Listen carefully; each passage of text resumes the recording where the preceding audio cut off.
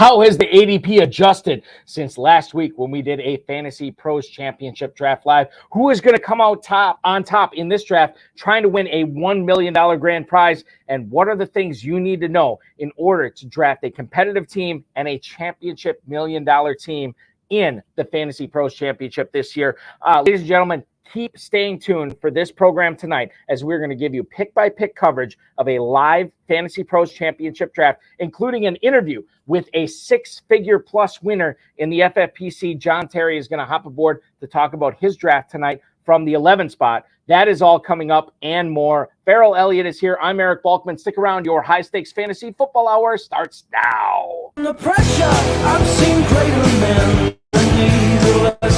Broadcast live and heard around the world, you are now watching the most entertaining hour of radio on the planet. Welcome to the High Stakes Fantasy Football Hour presented by MyFFPC.com with your hosts Eric Balkman and Farrell Elliott. The High Stakes Fantasy Football Hour is your home for analysis from the best players in the world. And now, because no one else was available, here are Eric Balkman and Farrell Elliott. In the scripture, are we not all our father's sons? I became a man, nobody ever told me what a man was.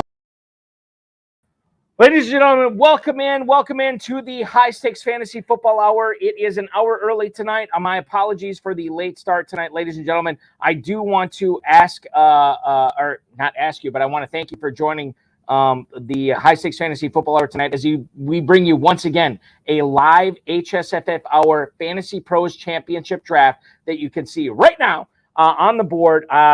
The 12 teams, I'm going to introduce them to you shortly here, ladies and gentlemen. The 12 teams in this draft are all competing for a $1 million grand prize. Again, this is the first time ever we have offered a $1 million grand prize in this format before, and these teams are going to be going up and trying to score the seven-figure grand prize tonight. If you want to participate in not only this draft or in this contest, go to myffpc.com. You can also participate in the FFPC main event, which has less than a week away from FFPC main event drafts going on starting this coming week.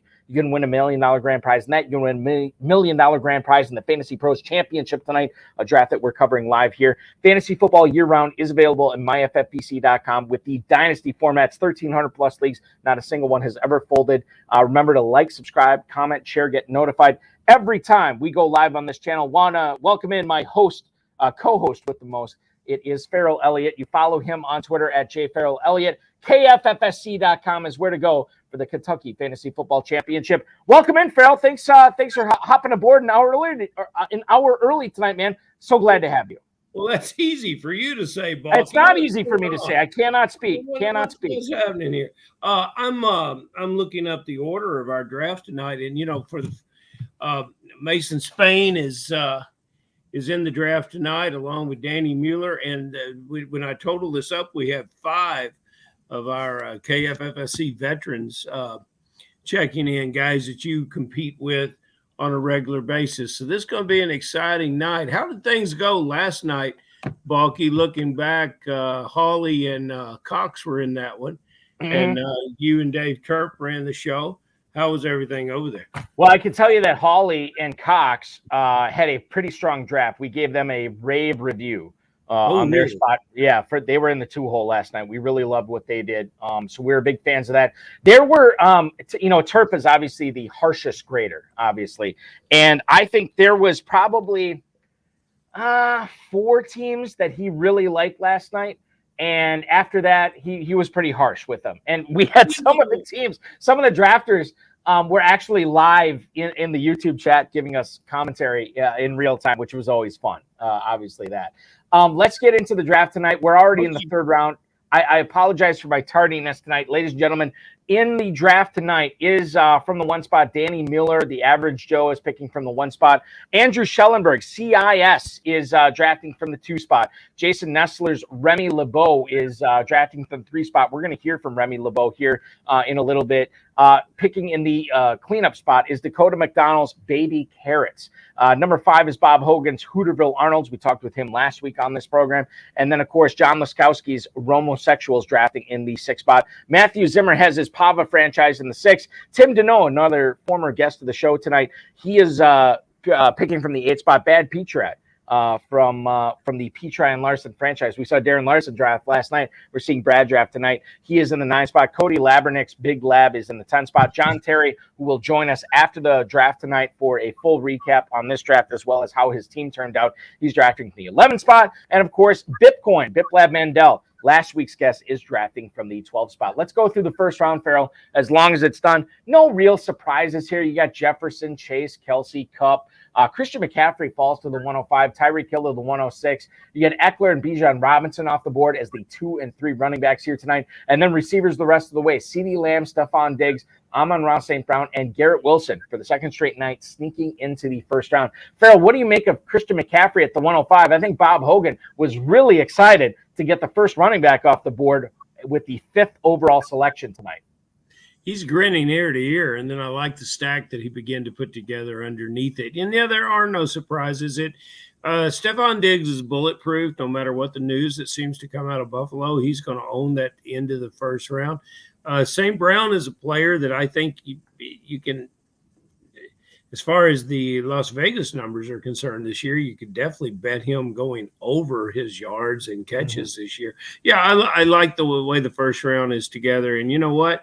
If you want Travis Kelce, doesn't matter where you are in the first round, go ahead and draft him. According to Fantasy Mojo, fantasymojo.com, at Fantasy Mojo on Twitter, Darren Armani, the godfather of the FFPC Pros versus Joe's contest. Anytime we cite ADP on this program, it is through Darren Armani. He has Travis Kelce over the last 3 days in the Fantasy Pros Championship at the 103. He has creeped up to the 2nd overall pick. So 103 on the aggregate, the 2nd overall pick in real life. The tight end. The first tight end off the board is Travis Kelce, and he's going pretty high. That's the first round. We look at the second round here tonight. Biplab starts off with Garrett Wilson and A.J. Brown, Saquon Barkley to John Terry at the 202. We see Tony Pollard going off the board at the 205, followed by Nick Chubb at the 207, a couple of running backs back-to-back. Mark Andrews falls tonight at the 209, Najee Harris, Chris Olave, and Derrick Henry creeping up to the 212. You look at Baby Carrots, Dakota McDonald's team here, Farrell, in the second round. Mark Andrews was a first-round pick in the Fantasy Pros Championship last night. He falls all the way to the 209 to Baby Carrots. Dakota McDonald had to be super excited to see Andrews fall that far. If you were in a draft like this, would you let Andrews fall that far, or is this appropriate, what you're looking at here? That's appropriate, but, I get the feeling that Baby Carrots is stuck in 2022 and maybe with a foot in 2021. I don't particularly like Kupp this high this year. Okay. And Andrews, I think, that may be a reach. Nobody else took a tight end. I guess Andrews would have been gone by the time he gets back. But I just his first round pick concerns me more than the Andrews pick. So, yeah, that's where. Okay. All right. That's fair. Let's go through the third round here before we start analyzing some of these players, and we'll get to Bob Hogan, who is drafting tonight from the 5 spot. We're going to get to him in a little bit. Patrick Mahomes is the first quarterback off the board at the 301. Jahmyr Gibbs at the 302 tonight, ladies and gentlemen. DK Metcalf, the 14th receiver taken at the 303. Ramondre Stevenson is the first running back off the board to Dakota McDonald's Baby Carrots franchise at the 304. Jalen Hurts, second quarterback drafted by Bob Hogan at the 305 in this draft. Josh Jacobs off the board to pair with Nick Chubb in the backfield, along with Tyreek Hill to John Laskowski there. TJ Hawkinson, the third tight end, falls to the 307 tonight, followed by T. Higgins. T. Higgins will be the first wide receiver drafted by former FFPC main event overall champ Tim Deneau here. Josh Allen is the third quarterback off the board to Brad Petri. Deebo Samuel, the only team, I beg your pardon, one of 2 teams to start with 3 receivers tonight. Deebo Samuel off the board to Cody Labernick's team at the 10 spot tonight to go with Stephon Diggs and Devontae Adams, Keenan Allen, and Calvin Ridley wrapping up the 12th overall pick in the third round. Calvin Ridley joining A.J. Brown and Garrett Wilson on Biplab Mandel's franchise. Third round was chock full of quarterbacks. Farrell, how do you approach a Fantasy Pros Championship draft? How do you approach an FFPC main event draft? Is the third round when you start looking at quarterbacks? Because 3 of our 12 drafters did exactly that tonight. If you want one of these guys, you're going to have to. That's where they're going to go if they don't go earlier than that. And, it'll be interesting to see how these guys build their team the rest of the way. Do they even pick another quarterback? If you have an idea of something at the 9, 10, 11 turn that you really believe is going to hit, you can then go ahead and begin to pay up for a quarterback. And so it'll be interesting to see how this comes together for these guys. But yeah, you can't make any arguments for these. And I love what Bob Hogan is doing with his Eagle stack so far. Yeah, and Eagle stacks are going to be popular this season. We'll talk about. In fact, I'll tell you what. Let's do this right now. We're about halfway through the 4th round. Let's bring on a guy we had on last week to talk about his draft, and we'll bring him on right now. The Hooterville Arnold's franchise owner, KFFSC, longtime player in the KFFSC. Let's bring on Bob Hogan right now. I think he is paying attention. Bob, you are about to be up here in the 4th round. You already have McCaffrey, Devontae Smith, and Jalen Hurts. Congrats on the Eagles stack. What are you looking at here in the 4th round? Because there's a variety of opportunities for you here, man. Yeah, there's a lot of equal kind of guys. I did like the stack I took on Smith and Hurts. I wasn't all that sold that I really wanted Hurts that early, but when I got Smith, it was almost a no-brainer for me. Mm-hmm. I've got a pretty good idea what I'm going to do, but let's see what happens here in the next pick. I will say I'm not taking another quarterback. Quarterback off the board for Farrell, we laugh at that, but there are teams that would do that. There are teams that would absolutely do that. All right, Bob, you're up.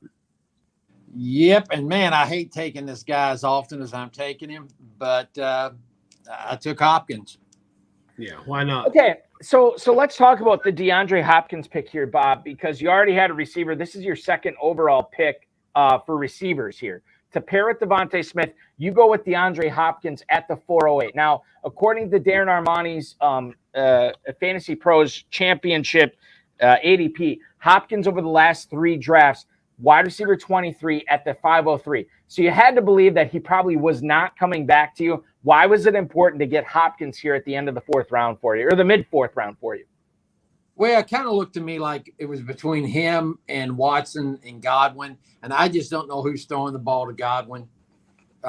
So I didn't really want to take him. None of the running backs really stood out for me over the others.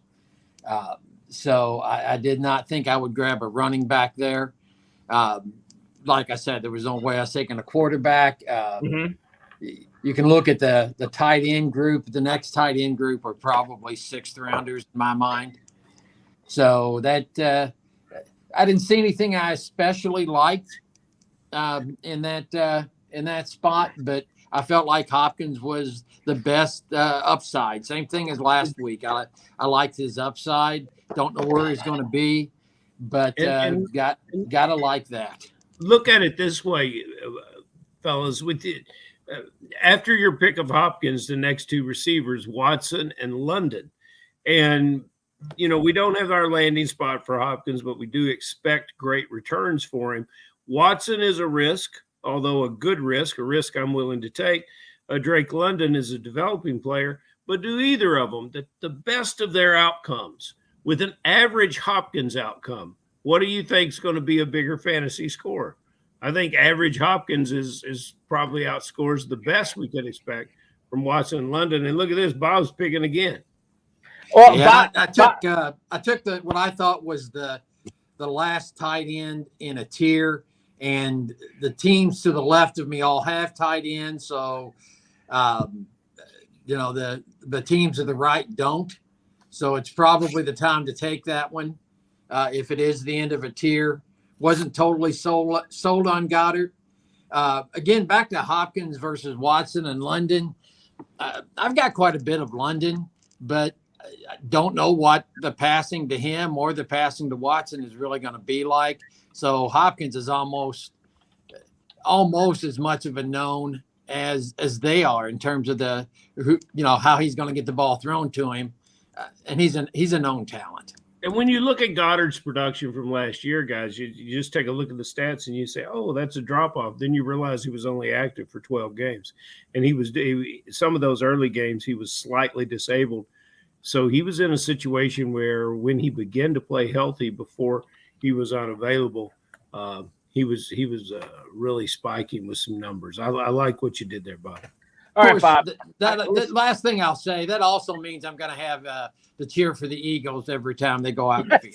There you go. That's what I'm saying. Like, fly, Eagles, fly, baby. You can slice this any way you want, but you took Hurts, Devontae Smith, and Dallas Goedert. 3 of your first 5 picks are Philadelphia Eagles. Bob, when you consider trying to beat thousands of other teams in this contest, I wonder, you look at the Eagles like, oh my God, you're going to be dead in the water if the Eagles don't hit. But if they do, I mean, this could be the path to $1 million grand prize.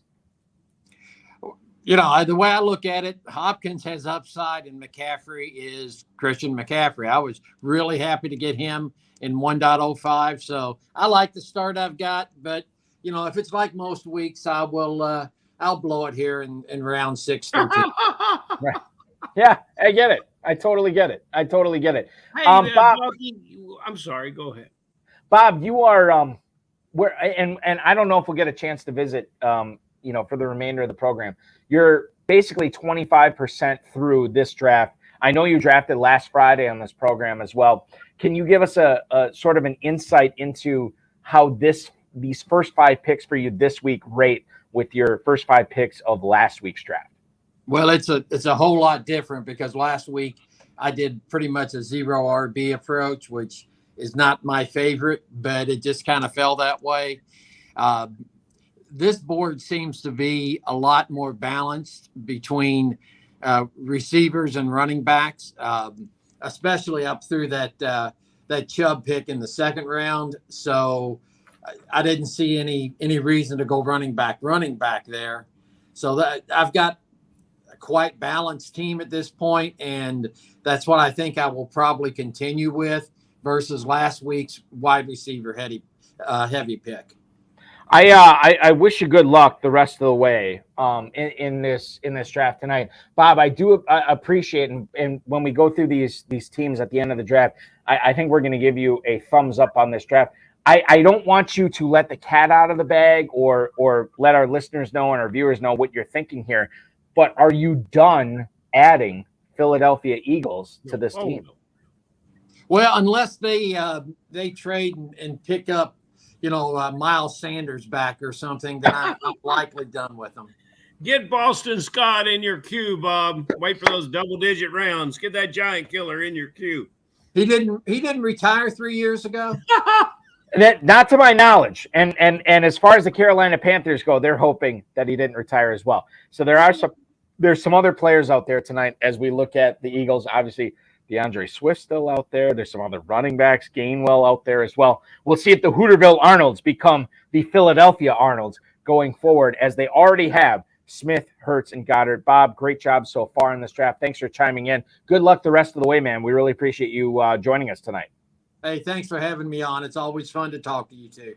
Absolutely. Bob Hogan, ladies and gentlemen, the general manager, president of football operations, head coach of the Hooterville Arnolds franchise. Great. Drafting from the 5 spot tonight, McCaffrey, Devontae Smith, Hurts, Hopkins, and Goddard have joined his team. Let's join into let's go through the 5th round here, Farrell. Darren Waller off the board at the 501 to the average Joe. That is longtime FFPC player and very successful player. Danny Miller taking his tight end off the board in Darren Waller tonight at the 501. Darren Waller, by the way, if you look at the mojo on this, he's normally the tight end 6 at the 505. Farrell, I said that he is going to keep climbing up these draft boards till we get to training camp based on the underwhelming reports we've received from the Giants receivers this year. I like Darren Waller this year. I said I'm going to have a lot of shares of him, and I like where Danny Miller is going here. Again, it's about a third of a round to a half round of a reach on Waller. I think it's going to be worth it, and when you consider that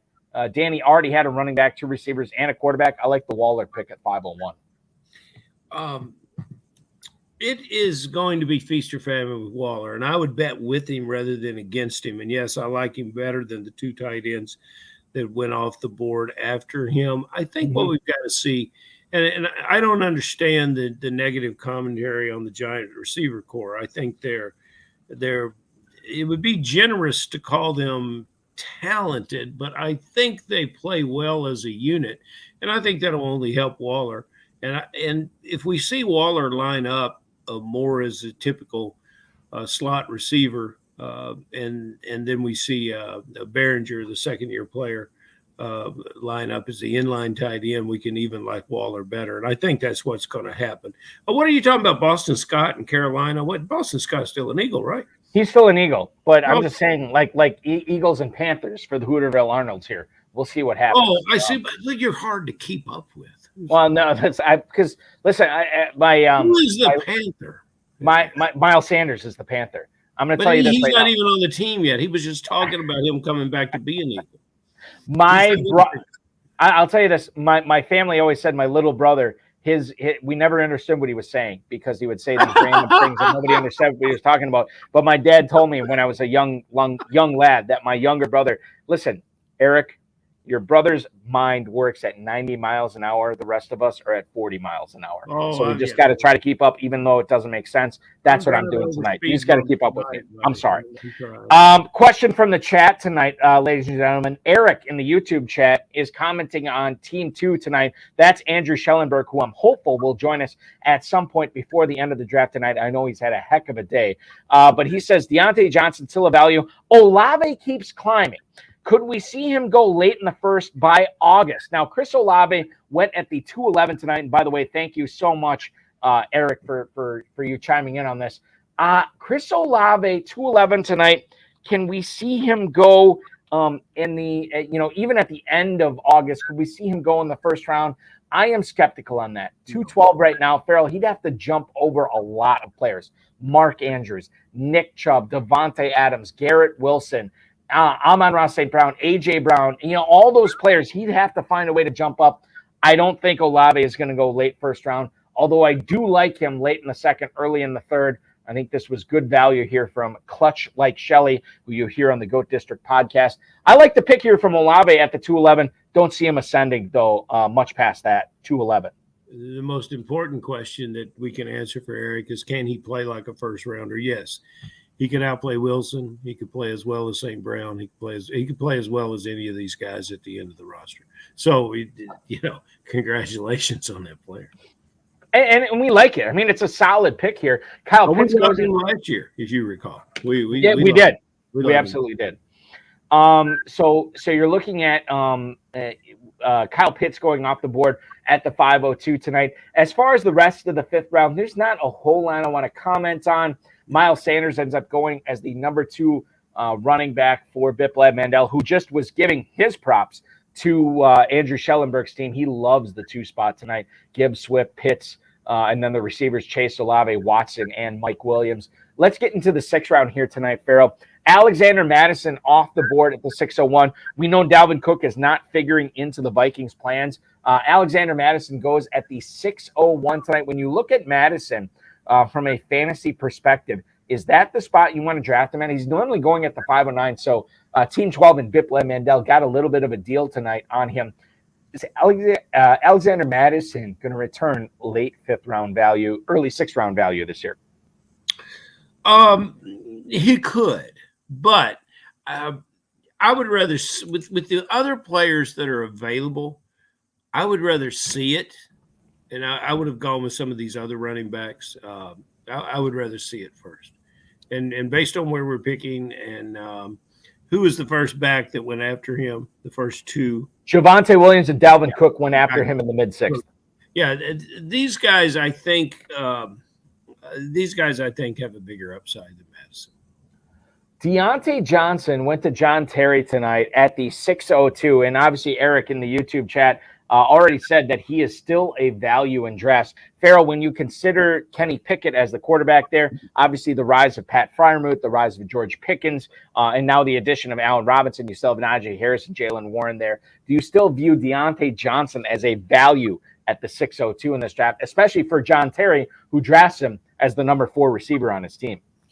I want to move on. It looks like Pittman went after him. I would have taken Pittman. I certainly wouldn't have taken Burks. Amongst all these receivers, we can go to the 7th round. I like a couple of these guys that have already gone off the board in the 7th round. Am I a Deontay Johnson fan? I think the best fantasy numbers have been put up previously in previous seasons for Deontay Johnson. What do you make of you don't like and Team 10 is on the clock right now. That's Cody Labernick's team, the Big Lab team. Big Lab. Already 4 receivers on this roster, 1 running back, 1 quarterback. You kind of poo-pooed the Treylon Burks pick. Was that because Big Lab already had 3 receivers on his team? Or is this a case of like you get to the early 6th, the mid-6th round, you're not a fan of Burks? I'm not a fan of Burks, particularly for fantasy football players. I think he's in a struggling situation. I've yet to see him play as a professional consistently. And he's in a situation where I'm not sure the delivery issues with the ball that plagued Tennessee last year will exist this year. And I look at his team and I see a lot of players that I really like, but with the exception of Samuel, all of them are at risk of doing a little less than they did last year. And it doesn't mean that they are not great players, but Kittle, we've covered it so many times on this show. He's asked to do so many things in that offense that will he get the catches to take advantage of the 1.5? I think he'll get the touchdowns. And now, as we move on through the 7th round, I really like what he's done here because he just drafted a rookie player with significant upside. Farrell, as we move through the 6th round here, I should ask you a little bit about what you think of. Let's start off with Rachaad White here, a player Turp and I talked about quite a bit last night in the draft. And I think this is a polarizing player in FFPC, KFFSC, Fantasy Pros drafts. He was drafted tonight at the 609 as the number 2 running back to Baby Carrots. That's Dakota McDonald's team. When you look at Rachaad White here in the 609, we're getting a lot of positive reports from the Tampa Bay beat writers as far as him being a successful player this year, being the alpha, being a guy who's going to catch a lot of passes. Is that the type of player that you want to be in business with if you need a running back in the mid to late 6th round? Are you looking at Rachaad White because of the potential upside? Also considering the fact that Tampa Bay could re-sign another running back like Leonard Fournette or a guy like Ezekiel Elliott, Dalvin Cook, Kareem Hunt. There's plenty of guys out there. When you consider the reward versus the risk for Rachaad White in the 6th round, which end do you fall in on? Okay, well, this is Big Lab, right? Team number 4? Team 4 is Dakota McDonald. Biplab drafted from the 12. Yeah. Very good. Okay, Dakota, we talked about Dakota's team early. I think he gave it some legitimacy when he jumped in here and paired Jackson with Andrews. But to answer your question here, and in the 5th round, he got Christian Kirk, which I love that pick. And I think it's probably a little higher than Darren has him, but that's fine. Here, I would have followed up with another receiver. I would have followed up with Kadarius Toney. He could have had David Montgomery available. I like the fact that Montgomery should get a lot of carries. So we're projecting with White. I just see a lot of problems with the team. I see some down and distance issues. White better be able to catch the ball out of this backfield to give 6th round value for in the FFPC this year. Final pick I want to talk about with you, Farrell, in the 6th round is James Conner. He goes at the 612 tonight to Average Joe, our good buddy Danny Mueller, a longtime FFPC and KFFSC player, a guy who has accumulated numerous titles as far as his KFFSC and FFPC career experience goes. He's a champ. He is a champ, and he gets James Conner here. Now, running back 26 at the 701. This is, pretty much where you're looking at Conner here as far as ADP. I continue to think, and maybe it's because I've been listening to Matt Schauf over at DraftSharks.com, maybe a little bit too much. But I'll tell you this, I've become a James Conner fan this year. And when you look at how he's constructed his team, he's got 2 receivers. He got his elite tight end in Waller. He gets arguably the best quarterback in the game in Patrick Mahomes. He pairs James Conner with Derrick Henry. I like this pick for him at the end of the 6th round. I think this can do him a lot of justice. And I think people in the FFPC are underrating how good Conner could be, albeit on a team that is probably going to struggle in Arizona this year. Yeah, they are. But Conner has been a performer for struggling teams before. And I think that that's something that he can hang his hat on. They had a running back. And when I say they, a good friend, Danny Mason Spain, is with him on this team. Yeah. And, there's nothing wrong with that pick. I love what they did to start the 7th round. So that's just fantastic. Yeah, Mason Spain, Danny Mueller's protege, Mueller being the mentor, already chiming in on the YouTube chat. He says, give Danny credit for the good picks, but if there's any ones we don't like, we will give them to Mason Spain. So, Mason, we appreciate that, man, as they're drafting from the one spot tonight. A dangerous duo in Spain and Mueller from the one spot. Let's get into the 7th round here tonight, Farrell. A bunch of receivers off the board. The first one I want to talk about is once again, Dakota McDonald's team. We're zeroing in on this team quite a bit. Marquise Brown is the 3rd receiver that McDonald drafts tonight, this time at the 704, wide receiver 36. I look at the Cardinals. We just talked about James Conner being a successful running back for this squad, that could struggle this year. Man, I love Marquise Brown on this team. Without DeAndre Hopkins, I think he could be a huge difference maker in fantasy football. Trey McBride, yeah, he's going to take a step forward. I remain unconvinced that Rondale Moore is going to be a thing. Boy, I love myself some Marquise Brown here in the 7th round. Great pick, in my opinion, by Dakota McDonald here. Wide receivers that played on bad teams. Let's look at Michael Pittman last year, 99 for the Colts. Yes, Brown will catch a lot of balls. He'll escape.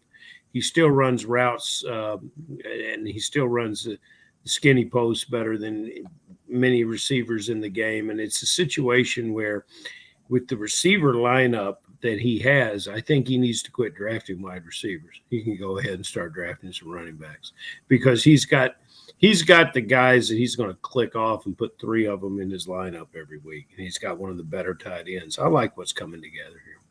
I want to ask you about Justin Fields here at the 706 for Ski. This is John Laskowski, a guy I compete with in a couple of other private dynasty leagues here. And Ski does really good here to get Justin Fields a full 2 rounds after his ADP. You look at his squad. He already had the 3 running backs. He had 3 receivers. But, Farrell, this is what makes the Fields pick so great is he made it all the way back to him in the mid-7th. He already has DJ Moore on this team. He has the hookup with Fields and Moore. I don't want to let the cat out of the bag, but if he doesn't want to play the Fields Moore pick, there is a chance that he could get Tunga Bailoa to pair him with Tyreek Hill here, who he took with the his first overall pick tonight at the 106. There's a lot of possibilities for dominance here. And I look at the upside, in Jameson Williams. I look at the upside in Josh Jacobs in the 3rd round, Kenneth Walker in the 4th, and obviously Tyreek Hill in the 1st round. There's a lot to love here. But, man, I really love that Justin Fields pick at the 706. Great value for Ski tonight here. Sometimes if you wait on quarterback when everybody else is jumping, you're going to get that value. And that's really this team is constructed very, very well. I like Brandon Ayuk. I like his opportunities to with the team he's putting together, he's going to be tempted at a lot of second quarterbacks to add to this. And I imagine he might be looking ahead at the schedule to see to see which one to pair to Fields. It's going to be tough to take Fields off the field, but if you have Fields and a Tua, now that gets exciting. And you'll have a decision to make every week, and you'll probably be able to make the right one. And I'll say this too, I don't want to pin Tua Tagovailoa to John Laskowski here as he's on the clock, but he did get Jameson Williams. We know the big money is paid later on in the season. Jared Goff is a possibility here too. A lot of different ways that the Romosexuals could go here with John Laskowski. Let's talk about the remainder of the 7th round here. The Cook brothers, Matthew Zimmer at the 7 spot. Pava is cooking. Dalvin Cook in the 6th, James Cook in the 7th. Farrell, when you consider that Dalvin Cook is still a free agent, James Cook has to deal with some other, Damian Harris and some other players in the Buffalo Bills backfield. Which one of those picks do you love more for Pava here and Matthew Zimmer? You like Dalvin Cook in the 6th better or James Cook in the 7th? I love the Dalvin Cook pick. We've positioned him several weeks ago as going to Miami. I understand he has an offer. I suppose he's waiting to see if Denver can do something to free up some money to get him there. That's his old front office connection in Denver. I don't know how long that offer will stay on the table at Miami, but that's going home for Dalvin Cook. Dalvin Cook will get a little home cooking as a Dolphin. 15 rushes a game is all he's going to need to be a big fantasy contributor to this team. Farrell, the left side of the board sort of took care of tight ends early on. Remy LeBeau, that's Jason Nestler, took care of Travis Kelce in the first round. Mark Andrews went off the board to McDonald in the second round. You're looking at Darren Waller, Kyle Pitts, Dallas Goedert, all going to teams on the left side of the board. You look at the right side of the board, a lot of these teams are waiting on tight ends. Now, Zimmer grabbed Hawkinson in the third round. Kittle went off the board to Cody Labernick in the fourth round. But then you look at these other tight ends. We saw 3 of them go off the board in the 8th round tonight. Pat Freiermuth was Biplab Mandel's first tight end. David Njoku, the first tight end drafted by John Terry. And then Dalton Kincaid, the starting tight end, off the board to Brad Petri here at the 804. Of those tight ends that went in the span of 4 picks, which one of those 3 is your favorite tight end pick in the 8th round? Freiermuth. However, there's been some I'd like to see him in the preseason. I'd like to see him move a little bit. There's been some questions about his overall health, and he's played a lot of games. He hasn't missed many games. That body may be taking a little time to get back to where it needs to be. But as far as my favorite tight end, that's the guy I like. Kincaid is the mystery, and that's as Petri making that pick. If so, he's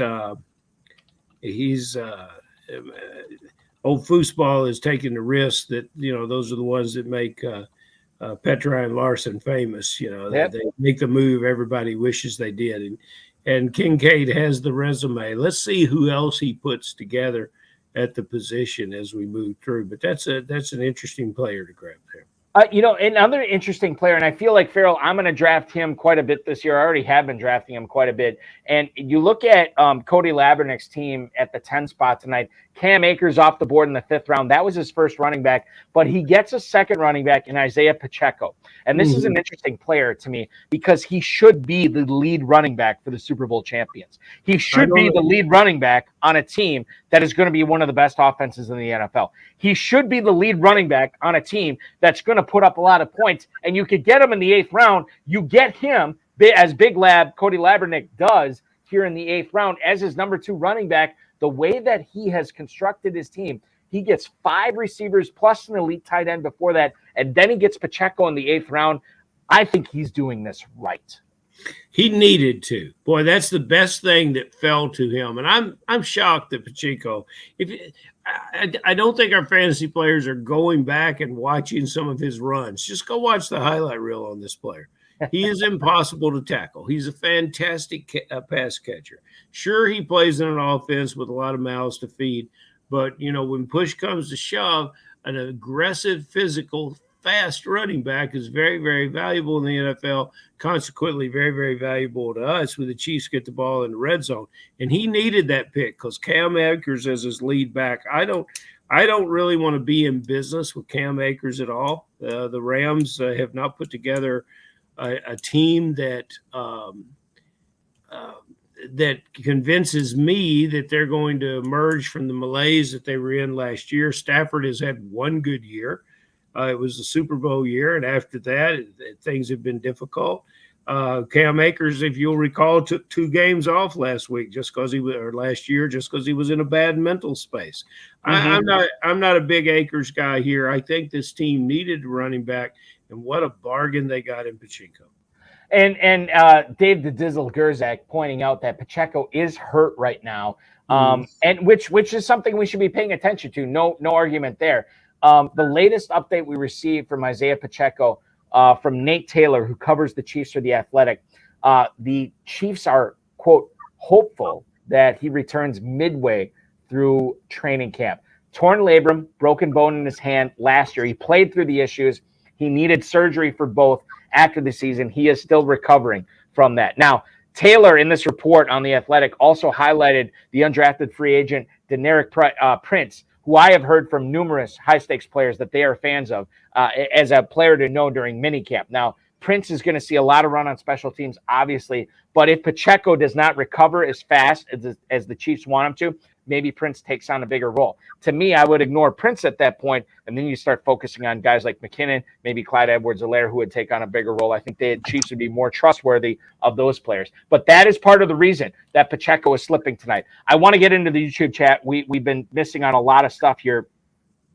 in as far as people chiming in. Farrell, we got a question from our good buddy Rich Billieu, who was not only a guest on the show a couple of weeks ago, one of the biggest contributors to last night's broadcast on the Better Sports Network of our Fantasy Pros Championship Draft, which you can watch back. Yes, absolutely. Fantasy Pros Championship Draft coverage from myself and Terp. You can go back and watch it on YouTube, Twitter, and Facebook here. He wants to know, do you think that Allen Robinson is going to take away from some of the Pat Freiermuth targets this year? We don't necessarily, and Rich, we thank you for the question, we don't necessarily think of Allen Robinson anymore as a target monster, but certainly the impact on Pat Freiermuth is something we should discuss here. No. We're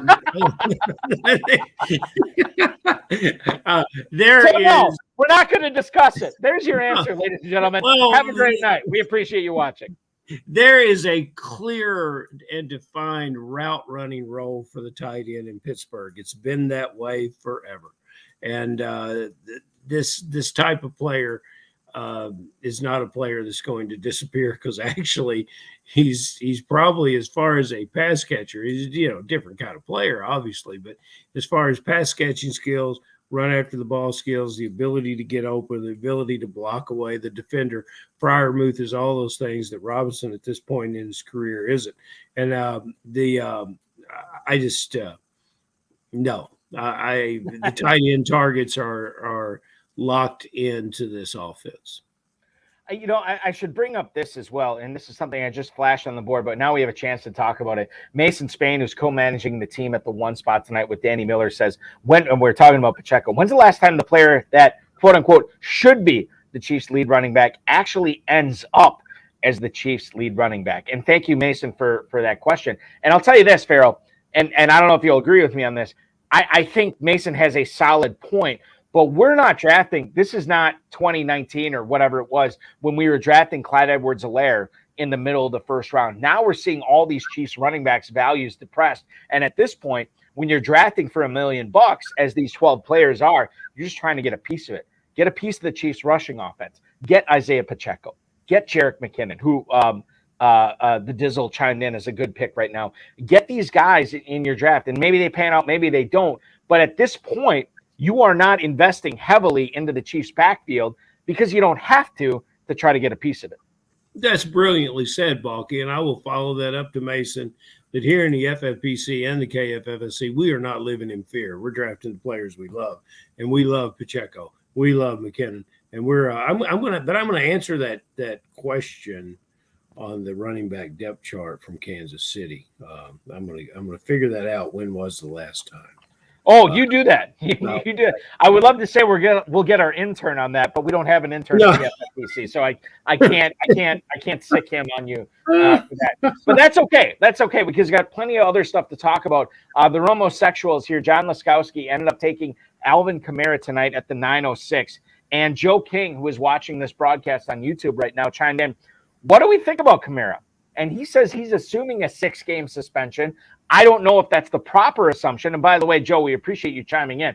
I don't know if that's the proper assumption. It certainly could be the correct assumption. I don't know if I'm assuming that. To me, Farrell, while I'm concerned about the suspension, the drop-off in play from Alvin Kamara at the end of last season weighs on me more. And that's the biggest concern I have with Kamara. Now, you look at who took him here. John Laskowski already had Chubb. He already had Jacobs. He already had Kenneth Walker. Kamara is his number 4 running back. He can afford to screw that pick up. But you get Kamara at the 9:06. If he ends up hitting and the suspension is small, boy, you're looking at a really talented team here to win $1 million. Exactly. And Kamara, people around the league are talking about how Kamara may dodge a bullet in this situation. There's a lot of questions around this, even though there's some indisputable evidence for video and this type of thing. Mm-hmm. We'll just have to see. But whenever he's available, and if he does come back with fresh legs after a suspension, he could be one of the most impressive guys that you could stash on your roster. And so, Dizzle's got Dizzle's got Camaro going to jail. Well, he said it's a non-zero chance, which is right. He could be in prison at this, in fantasy football drafting season. So you are drafting a little bit on faith here. Well, if there's a prison in Louisiana, they'll let you out on furlough to play football on the weekend. So that would be. This is the real life Paul Crew. These people have priorities down there, and that's a good one. If Alvin Kamara goes to prison, the warden will have him head up the prison team to tune up the prison guards. To answer Mason Spain's question, 1969 Mike Garrett. I found it. It's 1969. Oh, hold on. Okay, so Mike Garrett, the last time the Chiefs running back that we thought was going to be the Chiefs guy, it was Mike Garrett back in '69. Yeah, and he still had to share time with a traditional fullback, Robert Holmes. And we heard some people trying to answer this in the YouTube chat. People answered Priest Holmes, but Mason pointing out that Priest Holmes did indeed start out as a backup to Larry Johnson in Kansas City, which I think is correct, actually. We are good on Kansas City history. And by the way, I was with the Dizzle all the way on the Hernandez thing, by the way. Yeah. Here's the thing that Dizzle just chimed in here, and I'll post it here. He said he remembered when people laughed when Dizzle said that Hernandez actually killed people until they realized he actually did. He actually did. So that's where we're at on that. And I think there's that, that's worth pointing out here. And by the way, I know and I don't want to dwell on this because it's going to bring everybody down, but Alvin Kamara, there is video of him hitting this guy. There was no video of Hernandez actually, pulling the trigger or whatever on that. But the fact that we have video, that is a significant thing as what we saw with Ray Rice. It's what we saw with Tyreek Hill too. And this is something that, not that I want to bring it back to the first round tonight for John Laskowski here, Farrell, but are you surprised after we saw the reports from the Miami-Dade Police Department about this Tyreek Hill thing where he actually did assault somebody, where he slapped a guy on the back of the neck and then offered him $200, of which the guy turned him down? Again, this is all reported. I don't know how accurate this is. But the fact that Tyreek Hill is still going in the mid-first, would you be okay and being on board with drafting Hill that early? I think so, because he offered the guy $200. Well, he offered the guy. His heart was in the right place. His heart was indeed in the right place. I'm sorry I hit you. I shouldn't have boarded this boat illegally. How does $200 sound? That literally was a segment on my local radio show. When I have my football daily segment, it was called "How's $200 Sound?" It did not sound good enough for this 57-year-old man who got slugged. It is what we're dealing with here, and we are going through here, ladies and gentlemen. We are through 10. We're through 11 rounds. Let's go back to the Hooterville Arnolds and get his input now that we are halfway through the round or halfway through the draft here tonight. Bob Hogan is drafting from the 5 spot tonight. We already chimed in with him once tonight. Bob, you when we left off with you, I feel like you had the Eagles stack here with Smith, Hurts, and Goddard. You've added a lot of running backs and a couple of receivers since then. Tell us about how this draft has shaped up for you halfway through and what you're looking at for the second half of the draft. Well, I heard somebody mention that Jerick McKinnon should get picked up. So, there you go. So I thought, I better go grab him and make Gerald happy, or whoever it was that said that. Yeah. Bob, I'm always happy when you're drafting. That's well, I appreciate you saying that, Farrell. Probably going to surprise you with my next pick if it's able. Mm-hmm. But I'm a little light on wide receivers, but there's a lot of rounds left, and there's a lot of dart throws out there. I don't want to pick up old guys that might catch 4 passes a game. No. So I'm going to be throwing some darts here in a little bit. Okay, so Rich, you are coming up on the clock right now. We'll have you make this pick live on the air. You already have 5 running backs. You have 4 receivers. You got the elite quarterback. You got the elite tight end. A lot of different ways you can go here at the 12:08. Who is going to be the pick here? I took Gerald Everett. All right, wrong with that, Bob. So Bob and his great-looking forearms, according to the Dizzle Dave Gerzak, ended up clicking on the mouse to take Gerald Everett to back up Dallas Goedert. Can you tell us why it was important for you, while you had a top 7 tight end, Bob? Why was it important for you to still get Gerald Everett, a guy that, quite frankly, we've seen him steamed up in drafts lately? Why was it important for you to get him in the 12th round to back up Dallas Goedert? Well, we have a couple flexes in this league, and there is tight end premium. And frankly, I don't like the guys at the top of the queue right now. And I think there's some guys further down that I do like. So I felt like Everett was the best on the board. I certainly don't need another running back. And you can only play one quarterback, I believe. We haven't changed the rules. Oh. So with that rule, I can play multiple tight ends. I think Everett's a guy I might actually have in the lineup more than just as a buy or injury replacement. I have him at 47 catches last year, and he's always impressed me as the kind of player that could push through 60, 65, and that would be very beneficial at your 1.5. A good pass catcher, runs with the ball after he does catch it. I think we haven't seen the best play from this player yet. And Balky, we're not going to talk about Irv Smith. So I think we haven't seen the best play from this player yet. And there's other tight ends here that have been drafted, and I think we have. I like this pick, Bob. Well, I appreciate the vote of confidence there, Farrell. And, I know I'm going against what everybody says, including Vegas. I think the Rams may bounce back a little bit this year. So, they've got 14 rookies that they got through the draft and I'm interested to see 14 through the draft and free agency. And I'm interested to see how many of those guys make the roster. And that'll tell me how good their team is. But I don't know. They didn't do much in free agency because they didn't have the money to do it. It's going to have to gel in the locker room and in the preseason because it just doesn't look right on paper to me. Hey, well, if they do wind up trading the big defensive guy that, maybe the top player in the league, and I hear they may be looking to trade him, they're going to have to score a lot of points because they're not going to stop anybody if that happens, if Donald goes away. Yes. Bob, I want you to hang out for a little bit. We got a couple more guests I want to get to before we come back to you. But I do want to talk about that Romeo Doubs pick, and I want to talk about all those running backs that you centered on in the mid-rounds. Don't go anywhere. We'll be back to you in a few minutes, okay?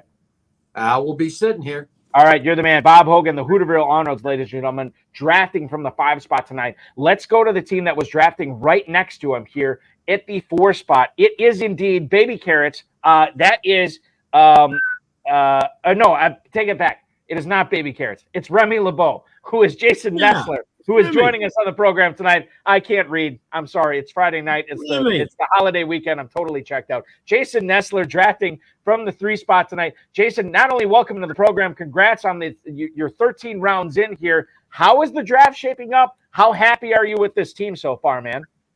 I'm extremely happy with it. I do have to put full disclosure. I am an amateur when it comes to this stuff compared to the other guys. This is the second year I've done FFPC, and I tell you what, it's such a fantastic tournament. I love it.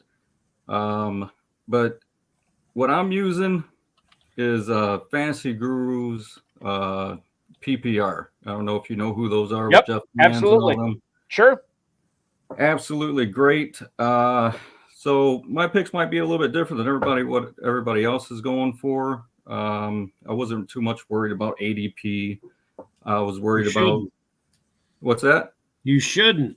Yeah. No. So I really pretty much went and got the person that I wanted. And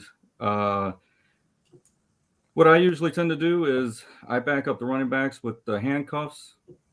And the only thing that I didn't like was in round 10, somebody grabbed Jaylen Warren right before me. So other than that, I think the draft has been going really well for me. And that's when you took Odell Beckham? Yes. Oh, thank God they dropped Jaylen Warren. What a fantastic situation that was for you.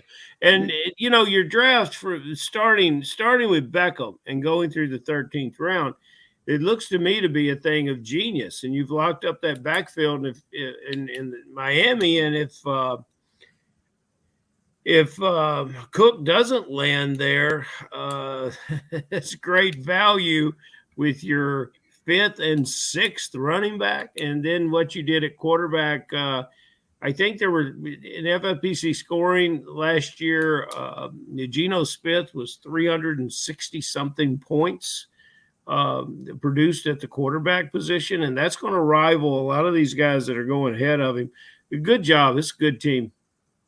I really appreciate that. Like I said, it's only the second year, and after the first year, I was hooked.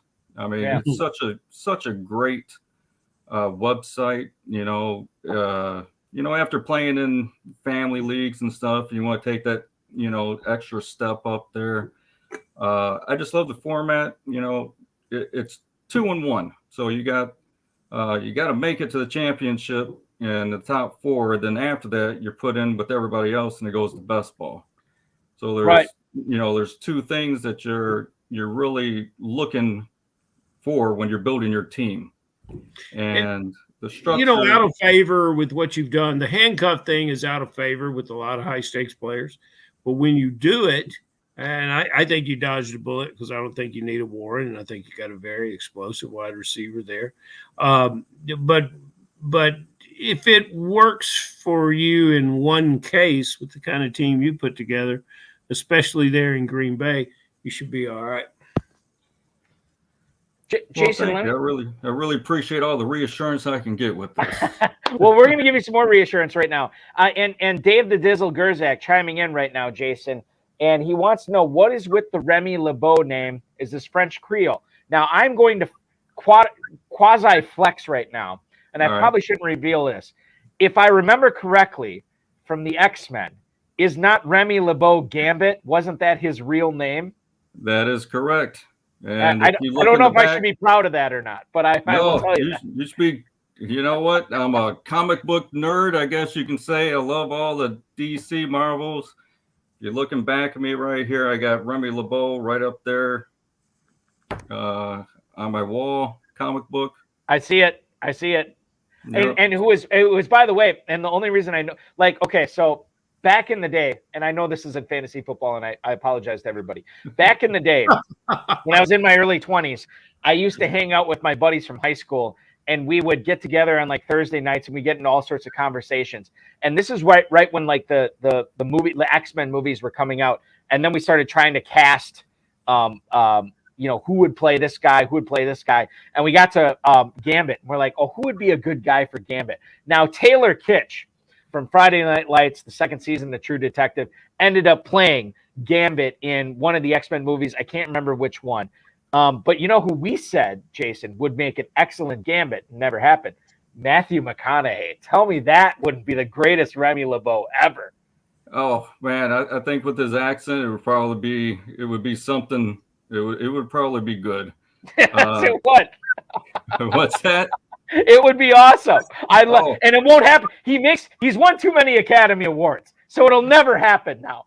But you never know. Ryan Reynolds has got Jack Human playing Wolverine again, so you never know what could happen. Yeah, there's non-zero chance of everything. That is a great point on Hugh Jackman and Wolverine coming up in Deadpool for sure. Okay, so let's get into this. We talked about the handcuffs here. You got Aaron Jones, you got AJ Dillon. You got Jeff Wilson and Raheem Mostert, which is the handcuff right now in Miami. We'll see what happens if they add Dalvin Cook or not. When you talk about, and I know you drafted in home leagues, and this is only your second year at the FFPC, but when you're trying to beat out all these teams, is handcuffing important to you? In other words, do you want, if Jones goes down, you have Dillon. If Wilson goes down, you have Mostert. Is that important to you, or would you rather? Have you ever ventured down the path of saying, okay, I'm not drafting my own handcuffs, I'm drafting other people's handcuffs to increase the variance and make sure that I can have a dominant team come the championship round? I do go that route if I start robust running back. So if I start off with 3 or 4 running backs because of the value, just how the board plays, then later on in the last few rounds, I will start taking the handcuffs like that because I spent so much value at the top 4 with the running backs that I'm investing in them. So there's no point of really doing that. But since I only took 1 in the 2nd and 1 in the 5th, it keeps me a little bit thin there. So I feel more comfortable taking the handcuffs at that approach. And I feel obviously this is your team. So you got to feel pretty good of how it's turned out so far. I love the Geno Smith pick in the 13th round, even though you already had Joe Burrow. I love that. Farrell already talked about your Odell Beckham pick. Evans and Pickens in back-to-back picks in the 6th and 7th round. It's interesting because these guys are on different paths. Evans is coming down. Obviously, no Tom Brady this year. Yes. Pickens is going up, right? Because of his talent and the fact that his career is on a positive trajectory. Which one of those picks are you more excited about? Again, 2023 only. Would you rather have Evans or Pickens? Because you got them both. Like you said, Pickens is on the upscale. And other than what's Deontay Johnson over there? Yep. I think Pickens will outshine Deontay Johnson over there.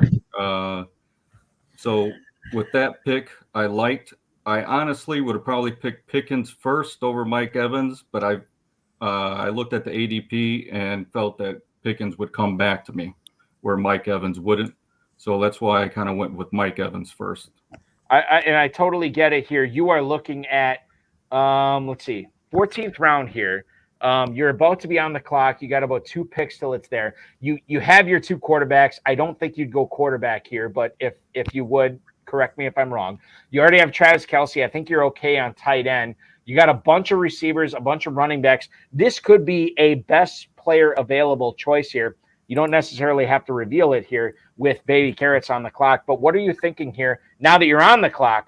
Jason Nestler, a.k.a. Remy LeBeau, a.k.a. Gambit. What are you thinking here? There are a few things that I can go with here.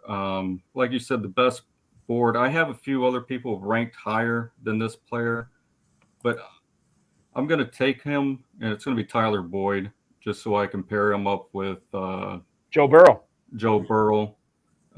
Later on in case something happens. It's almost like the reverse handcuffing of like Jamar Chase. I'm taking one of theirs.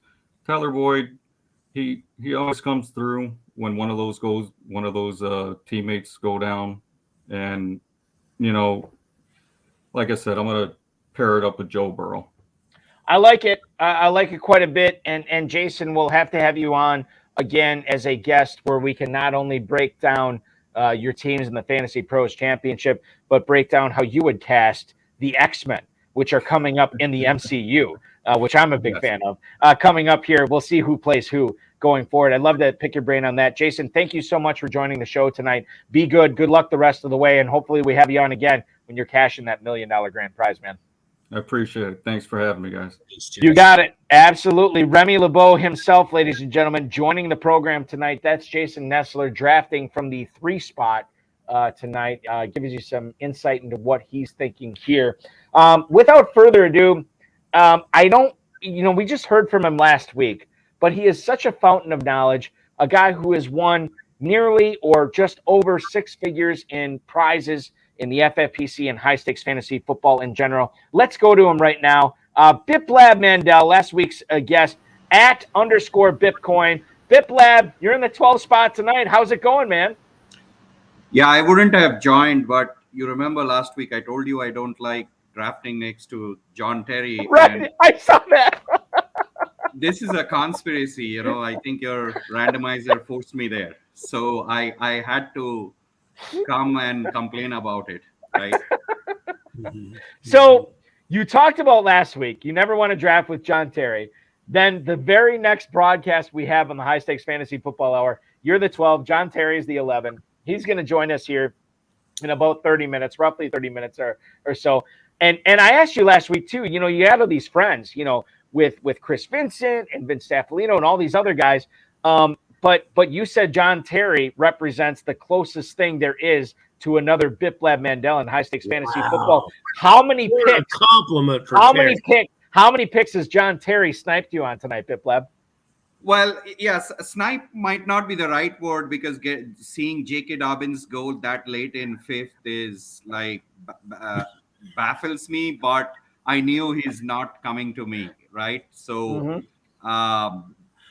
if it was not John, I would have taken, a chance, but I knew that wouldn't happen. Rashad Penny wouldn't happen. I would have taken Penny there. Even David Montgomery, I would have considered him, although I might not, given my build. So that's the tough part of drafting next to each other. So Biplab, just kind of curious. You started off with 3 straight receivers tonight. You were one of only 2 teams to do it.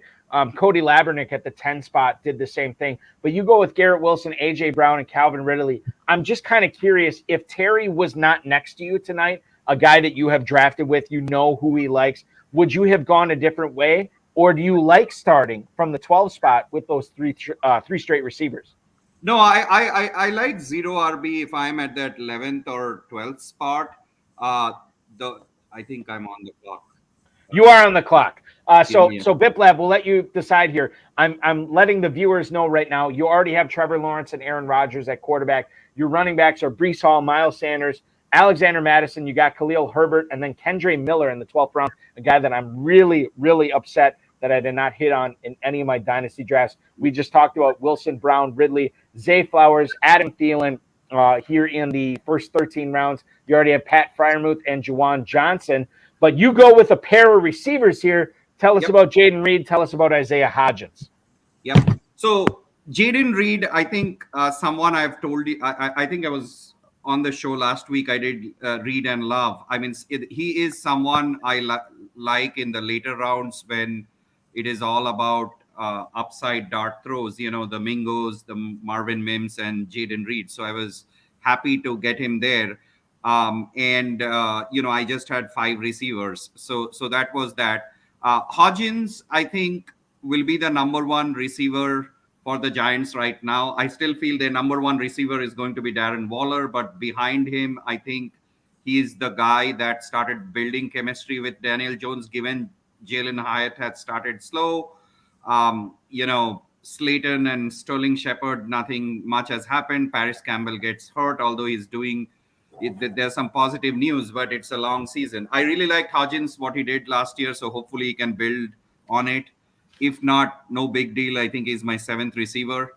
What I didn't also want is John stacking him with Daniel Jones there. So, because I have to play him week 1. So, that's that. I did want to go 2 receivers there because I went running back heavy earlier, and I have 2 good tight ends and 2 quarterbacks already.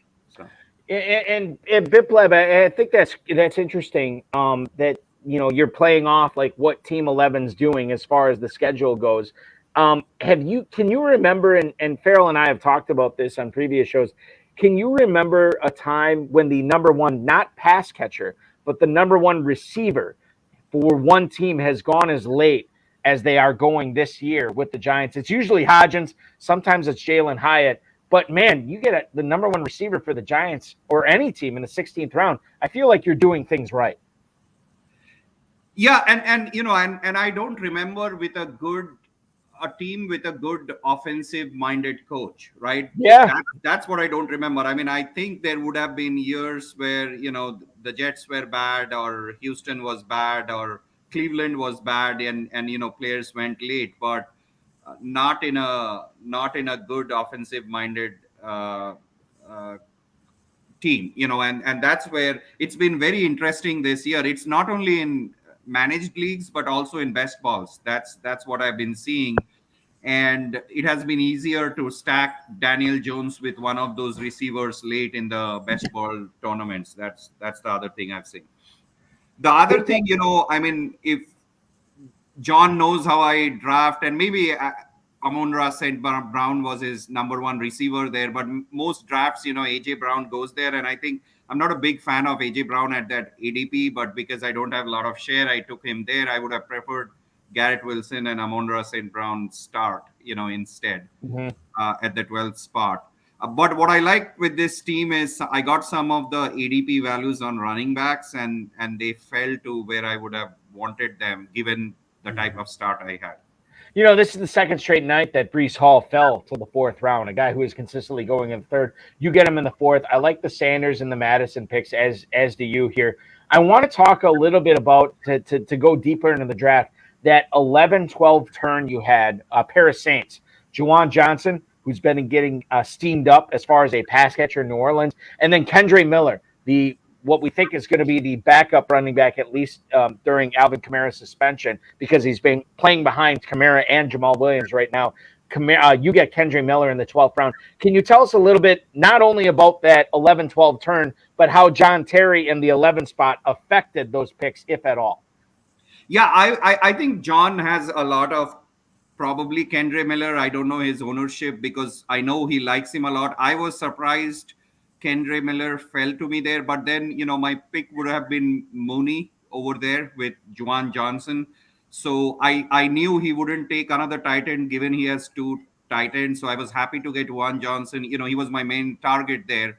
And I would have been okay not getting Kendre Miller because I had a RB heavy start. But Miller and Tank Bigsby are two players I'm targeting mostly in the 11th round, depending on who's available. And again, in this draft, Andrew took him 11.2. So to get Kendre Miller at 12.1 is a personal value for me, given, there was a bunch of other players that went between them. Mm-hmm. But those are two players I think later in the draft could be effective during the championship rounds.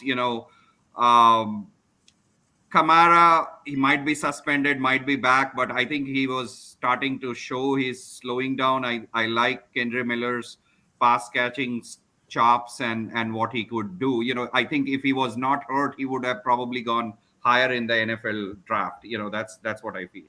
Pip, you also had the opportunity here when we talk about the Ravens receivers, and this is something we've been talking about over the course of the last month and a half here in the High Stakes Fantasy Football Hour. Rashad Bateman, Odell Beckham, Zay Flowers, a lot of different pass catchers here. You had the opportunity. You were not able to choose Rashad Bateman. You had the opportunity, and I'll let you pick here while you mull on this. But as far as Ravens receivers go, and I'll give everybody the mojo here on the Baltimore wide receivers. Obviously, you're looking at a situation where there are a lot of pass catchers to go with in Baltimore. Mark Andrews, the first one off the board. But when we look at the receivers here, this is so fascinating. Rashad Bateman and Zay Flowers and Odell Beckham are all going basically within a round and a half of each other. The 10:02 for Bateman, Zay Flowers at the 10:05, Odell Beckham at the 10:06. Now, Biplab, you did not have an opportunity to draft one Rashad Bateman. However, you could decide between Zay Flowers and Odell Beckham. You went younger here, and you grabbed Zay Flowers at the 9:12 over Odell Beckham. Can you let us in on the insight and what went into that pick? Yes. Let me make my second pick. Yeah, Biplab, by the way, we're in the 17-18 turn right now. Biplab has just taken the Bills defense at the 17-12. Hayden Hurst off the board at the 18-01. Talk about those Ravens receivers, man. Yep. So out of Ravens receivers, I think in a tournament where you can win $1 million, my number one priority is Zay Flowers. And the reason being the draft capital spent on him, and I'm looking at that younger talent more blossoming in the second half of the season, not to start the season. I think Bateman was someone I liked out of college. I feel he's been hurt and just doesn't show up. He's had his opportunities. So that's where, I will take a chance of a first round investment with a high ceiling.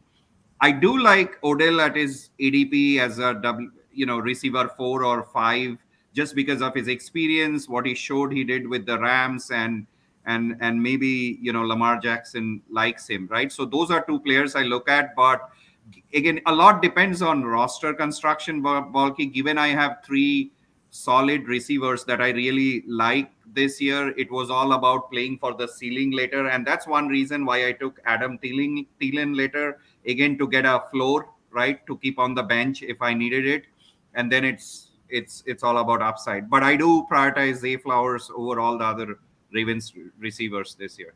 And I just love listening to you talk, and Bulky is just taking you away from me because I can't ask you any questions. So I'm just going to comment, and I'm going to tell you this late Carolina stack is impressive, and the best thing that you've done in this draft, because we all know what a talent you are in the draft room. The best thing you've done is illuminate Zay Flowers. And I wonder, we're talking about players that are going to go up the draft board. When we gather in September to draft live at Planet Hollywood, I predict, after everyone has seen Zay Flowers in the preseason, I predict he's a 6th-round draft pick.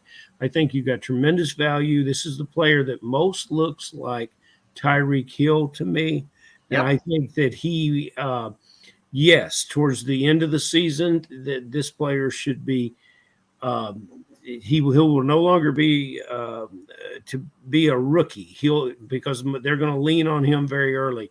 But I don't think you're going to have to wait long to get return for this player. Good job. That's the best thing about this draft that I see that you've done. Let me ask you this, Bip. You are almost completed with this draft. When you think about last week's draft that was on the HSFF Hour compared to this week's, which one is better? Are they about the same? Is one significantly better than the other? No, I think they are both the same. I mean, honest confession, I probably have better teams that I really like than the two. I do think drafting with experienced drafters, 12th spot is very difficult this year, right? If John was not there, I would have felt better. I think that's why I was commenting. I really like Andrew's team in number 2. Like if we could trade or swap, I liked how he started. I was surprised he passed on his stacking with Elijah Moore. The moment he took him there, I thought Watson's coming next. That was the only surprise I thought with his team. But, he's taken, he has a lot of players that I've been drafting at those ADPs. I really like that squad, what he did over there.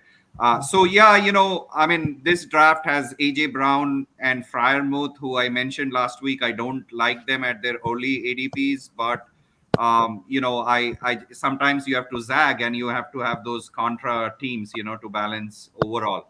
But I do feel I think Breece Hall will start slow with his injury, but if he can get back to his form by say week 7 or week 8, and I have Madison and Sanders to support me till then, this team could be dangerous. Again, Khalil Herbert, if he can beat out Foreman and Roshan Johnson, could be dangerous. So that's where I like this team from a ceiling standpoint but there's a lot of what ifs. Like I need to make to the championship round for some of these to be relevant. Hey, and there's another giant receiver out there, Bip. Just saying. Biplab Mandel joining us from the 12 spot. You heard him last week on this program. He's drafting live again tonight. Bip, certainly great to hear your insight on all these players tonight. John Terry is actually going to join us here in about 15 minutes, and he's going to talk about his drafting next to you from the 11 spot tonight, which I look forward to as well. Good luck in all your leagues going forward. We will continue to follow you on Twitter at @_Bipcoin. Certainly appreciate you jumping aboard tonight. Good luck the rest of drafting season, dude. Yeah, no, thank you so much. And Farrell, you shouldn't let John go without committing to KFSC. Otherwise, we're going to work on him. He's first got to prove to me that he can find Kentucky on a map, and then right. We're going to be okay. So I'm looking forward to listening to him. Yeah. And by the way, I'm going to tell you this right now. Dave Gerzak, the Dizzle, said to tell you, Biplab, it is more important for his success in this tournament to draft more teams. Well, that goes. So we would encourage you to do that, Biplab. Yes, he'll be happy to hear. I'll draft more main events than FPCs. So that. There you go. Okay. All right. See you. Shows up for the real deal. Biplab Mandel joining us on the show tonight. Make sure you follow him at _Bipcoin. And I'll tell you this right now, and maybe we should ask Biplab about this, but Joe King chiming in on the chat, and Farrell, I'll throw this to you tonight. What do we think about the Chicago backfield? Obviously Khalil Herbert's there. No David Montgomery anymore, but Roshan Johnson joining the party there in Chicago. I was listening to a podcast. Was it Sigmund Bloom? I think it was Sigmund Bloom. I think it was Sigmund Bloom and Cecil Lammey talking about we need to stop bringing up the whole, oh, why would you draft this guy in the NFL? He couldn't beat X player out in college, which Rashawn Johnson was behind Biplab Mandel. He was not behind Biplab Mandel in Texas. He was behind Bijan Robinson. I don't think Rashawn Johnson could beat out Biplab Mandel as well, but he could not beat out Bijan Robinson. And I think that the thing here to learn is you can still be successful in the NFL. There's been a ton of players successful in the NFL, even though they couldn't beat out the guy in front of him in college. Rashawn Johnson has been drafted heavily in this format going forward. And Farrell, I'll let you weigh in on this. Johnson is still a player, even though we couldn't see it on the surface in Texas last year. Yeah, and the Texas Longhorns have a long tradition of great players throughout their roster. So, yeah, that doesn't surprise me that he couldn't get on the field that much. In regards to this backfield, I still think so much of it runs through the quarterback that I want to take a wait-and-see approach. I really don't want to get involved with this because based on where the players are going, I like other picks better. So that's my personal feeling. So I haven't put a great deal of effort into this team. However, when I see it in preseason, when I see what they're doing, just need to get a little snipe of it. And I need to see, Fields is not going to play that much in the preseason, but we'll get an idea of what the offense looks like with the backup quarterbacks in Chicago. And those guys have some ability to get into the preseason and run the offense, which is what you want. You want to see the offense executed properly. And then you can get an idea of how they're going to mix up these backs and especially how Johnson looks. So that may change by the time we get for draft day. But for right now, or by the time we get to Las Vegas for the main event, but for today's draft, I'm probably avoiding the Chicago backfield. John Terry is coming up, a guy who has won a ton in the FFPC and high-stakes fantasy football over the years, to talk about his spot or his draft from the 11 spot tonight. And we're going to get to Bob Hogan one more time before we sign off and get to John Terry. I want to talk about Matthew Zimmer from the 7 spot tonight, the Pava squad, 14th, 15th round. He locks up both Arizona tight ends. Farrell, what do you make of this from a standpoint where he didn't draft Kyler Murray? He's got Watson and Cousins, but he gets Ertz and McBride there, knowing that you do have 2 waiver wire runs prior to the start of the NFL season in the Fantasy Pros Championship. What do you make of the Ertz McBride back-to-back picks here for Team 7? Yeah, because one of them is going to emerge, and both of them are excellent players. And you know what? He may end up keeping both of them. I don't think when he gets into, the season that he's going to know. And so having both those guys, and they're not expensive, I think it's a good move. I did it in Dynasty football this year. Yeah. What about Tank Dell in the 17th round? He goes to Remy LeBeau. That is the gentleman we talked to earlier tonight, Jason Nestler. He takes Tank Dell. Terp was talking up Tank Dell last night on the Better Sports Network broadcast of a Fantasy Pros Championship draft. I have heard plenty of high-stakes players talk up Tank Dell. There's a lot of opportunity in Houston. There's not a whole lot of better ways to spend a 17th round pick than Tank Dell. I kind of like him late, Farrell, even though I don't like late receivers. But Tank Dell, I think, breaks my rubric on late round receivers. I'm on board with him late.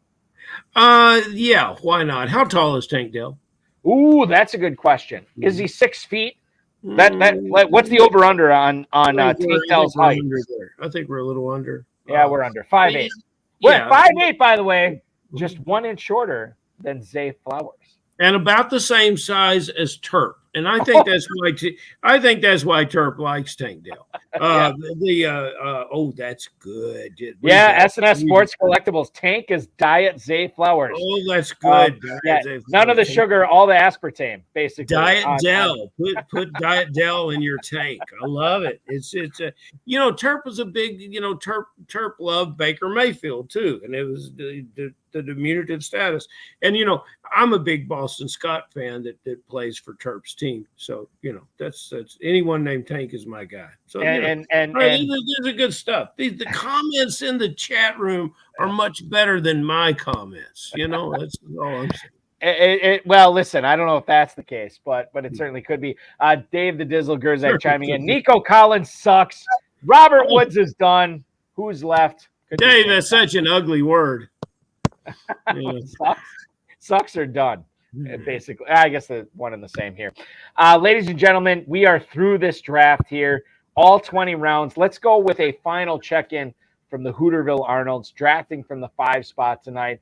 Bob Hogan, ladies and gentlemen, let's get a wrap on your draft here, man. We chimed in a couple of times.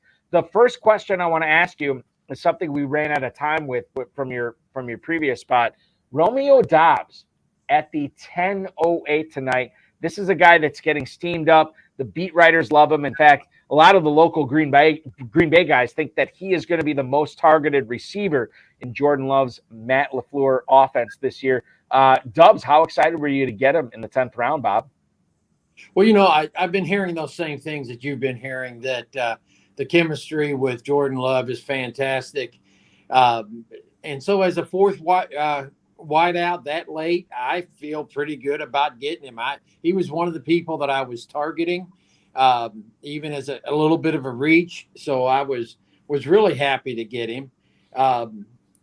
The other guys I got after him, like I said, I did some dart throws on some rookies, but you talk about the beat writers, hearing a lot on Van Jefferson, who I got as my 7th receiver, that he is locked in to be the number 2 guy in their offense. So still waters run deep, Bob. You've always been a Van Jefferson fan. And, the beat writers be damned. We had Biplab when he talked about his rookie wide receivers. He mentioned both of yours, Mingo and Mims. So yes, he did, and I appreciate that, because what I was going to say is I think he's got an awesome team. When you were talking to him, I looked, and with going with 3 receivers at the start and still getting Miles Sanders and Madison as his RB2 and 3. I think this makes this team tough, and I love Freiermuth. I picked him in the draft last week, so I think Biplab's got a great team. I think the last he doesn't even like it. He doesn't even like his team. He said he has no team. Well, he is so much better than the rest of us that the teams he doesn't like are still the best teams in our leagues. So I've got to give him credit. This is I think he's got a really nice team. I'll swap with him right now. I don't think they allow that, though. I don't think that's part of the thing. All right. So Bob, a request from the YouTube chat coming in from the Dizzle. He wants to know, next time you come on one of these broadcasts, can you wear a tank top? Because not only do you have great forearms, great biceps, Dizzle's loving your tan as well. I don't know if this is like we're starting off a new app tonight, like FFPC Tinder or something. But seriously, the Dizzle is definitely in to how good your body looks tonight. The Dizzle is a fan. I tell you, he would be grossly disappointed if he saw the farmer's tan that is about 2 inches up from the bottom of these sleeves. We are you can take the boy out of Indiana, Bob, but you can't take Indiana out. You can't take Indiana out of the boy. That's for sure. Happen. It's not going to happen. Absolutely. Well, thanks for having me on again, guys. I always enjoy the chats, and I just love fantasy football. You do indeed. Bob, thank you so much for joining us. We appreciate it. I'm sure you'll be back on this broadcast again. Enjoy the rest of the drafting season if we don't talk to you again soon, but we will talk with you again. Talk to you later, guys. Bob Hogan, ladies and gentlemen, the best biceps in the game, according to Dave the Dizzle Gerzak, and certainly a great tan as well. I don't know how I segue into our next guest here, but I'm going to try. Ladies and gentlemen, he drafted from the 11th spot tonight. He has been a guest multiple times on the High Stakes Fantasy Football Hour. The champion, I believe, if I'm remembering correctly, the champion of the Never Too Early Best Ball Tournament that the FFPC put on last year. I know he's in it again this year. He's been drafting a ton of teams so far this year. You know him. You love him. He is Aunt Jemima himself, if I can still say that. It is John Terry joining us on the program tonight. John, welcome in, man. You survived drafting next to Biplab Mandel. Let's first question off the board. When you found out that Biplab was drafting 12 tonight, how much did your strategy change knowing that you guys are so in tune with how each other likes to draft? Well, I guess my strategy didn't change that much right then, but it's definitely something I thought about every pick when he had 2 after it. Right. I'll put it that way. But Yeah, the first thing is when I saw the list come out of the draft order, this was, I believe, in this contest, my 45th draft, and I have yet to get a number 1 or number 2 pick. And then I scroll all the way to the end, and then I see I'm right next to Biplab. So, all right. So this begs the question: what were you more upset about? Not getting a number 1 or number 2 pick tonight, or drafting next to Biplab Mandel?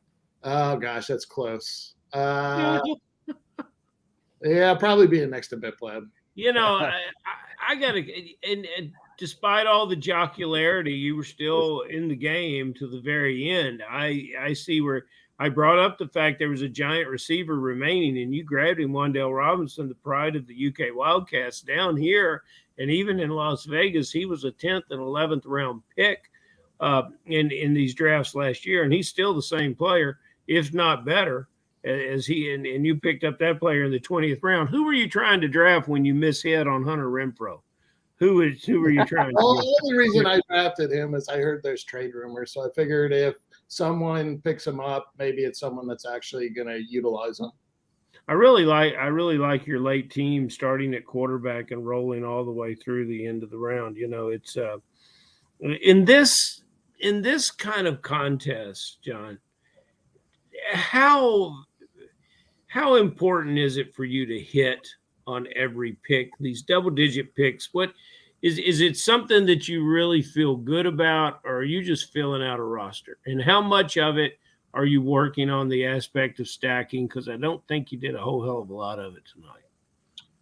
Well, actually, I did a little bit of stacking. Well, tell us about it. Well, I mean, I know I picked up Wan'Dale at the end, but I already had wide receiver 2 for the Giants with Saquon Barkley. Yeah, go with Daniel Jones, and then I've got and there's Jones, and Montgomery go along with Jared Goff. So okay, I have a little bit of it. Okay, fair enough. It just every draft, I think, you know, I mean, you can have a loose plan going in, but it's all just about adapting because every draft's different. So well, when you come to Kentucky and decide to draft out of the 11th spot with our 3rd round reversal, you will not have to draft Keenan Allen there, which is good. Don't you think that Keenan Allen, you know, a guy like you that's been around, John Terry, don't you think you want to get a little youth in your lineup and Keenan Allen, you know? Well, I will say I don't have any Mike Williams because every time that guy jumps up for a ball, he comes down hurt. Yeah, so he's not a guy that I draft. But I don't know. I think Keenan Allen's got a little more left in him. I mean, if he can stay healthy, I mean, he's by far their best receiver, I think. Okay, so Ridley went after Allen. So did Cooper. So did Judy. Do you not like those guys a little more than Allen? Well, to me, the early round picks are more about your pick not busting than hitting a home run. I got you. Okay, fair. I like that. I think if your picks early, you know, live up to expectations, and then you can find those guys later in the draft that are, you know, far exceed expectations to mesh up with them, then I think you're doing well. I mean, I think we forget every year. I mean, like half the players in the first 4 rounds wind up busting. Yeah. All these guys are not going to pan out. So, I mean, if you can eliminate, you know, the guys coming off of ACLs and, you know, things like that, just to at least reduce the risk. And I mean, Ridley, I do have some Ridley, and I don't hate him, but I mean, he hasn't played football in a long time. So I'm just curious. You know, listening to you talk, it's like you're playing poker at the World Series, and I'm playing solitaire with a 47 card deck. It really, you know, you just really know what you're doing here, man. It's fantastic. So John, let me ask you, like, and Farrell kind of alluded to this a little bit. You got Barkley, right? You added Wan'Dale Robinson in the last round, but the thing was you got Daniel Jones in the 13th.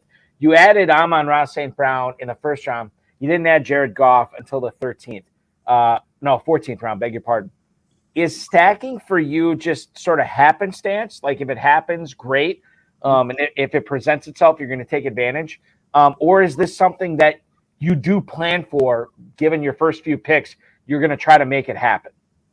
It's all just if the opportunity is there. I mean, I think you have to just kind of take it as it goes. I mean, my plan going in obviously was not to wait so late on QB. I was just waiting to see when value came around. And I do really like Daniel Jones with that coach in year 2. I think, with the addition of Waller, I mean, he could put up some numbers. And then the reason I took Goff as in the next round as my backup is I think, Jones may or may not be a guy that you start every week. And Goff at least is an easy guy to identify. Like you basically can't start him on the road and you can start him at home. So it's easier to plug in and make lineup decisions. I have a question. Go ahead, Carol. Alec Pierce. The maturation of a player, I expect some really good things. We didn't see him last year with the mess in Indianapolis. What's your thoughts about Alec Pierce with the rookie quarterback? Well, I mean, he's got a chance. I mean, I like him where he's going so late. I mean, I think Pierce is a talent. I'm not excited about the early reports from Richardson's performance. So, I mean, I still think there's a chance that he's not even playing QB there. So we'll see. I mean, I think they're going to give him a shot, but that guy's got so little experience. I think there's a chance that you put him out there in the NFL and, he may be completing like 6 passes a game. John, we talked with Biplab about this earlier in the broadcast about how he started off his draft with 3 straight receivers and how much drafting next to you affected that decision. I look at your draft, 3 receivers in the first 4 picks. Obviously Barkley at the 202 tonight. But how much did Biplab or drafting next to Biplab affect you in pounding those receivers?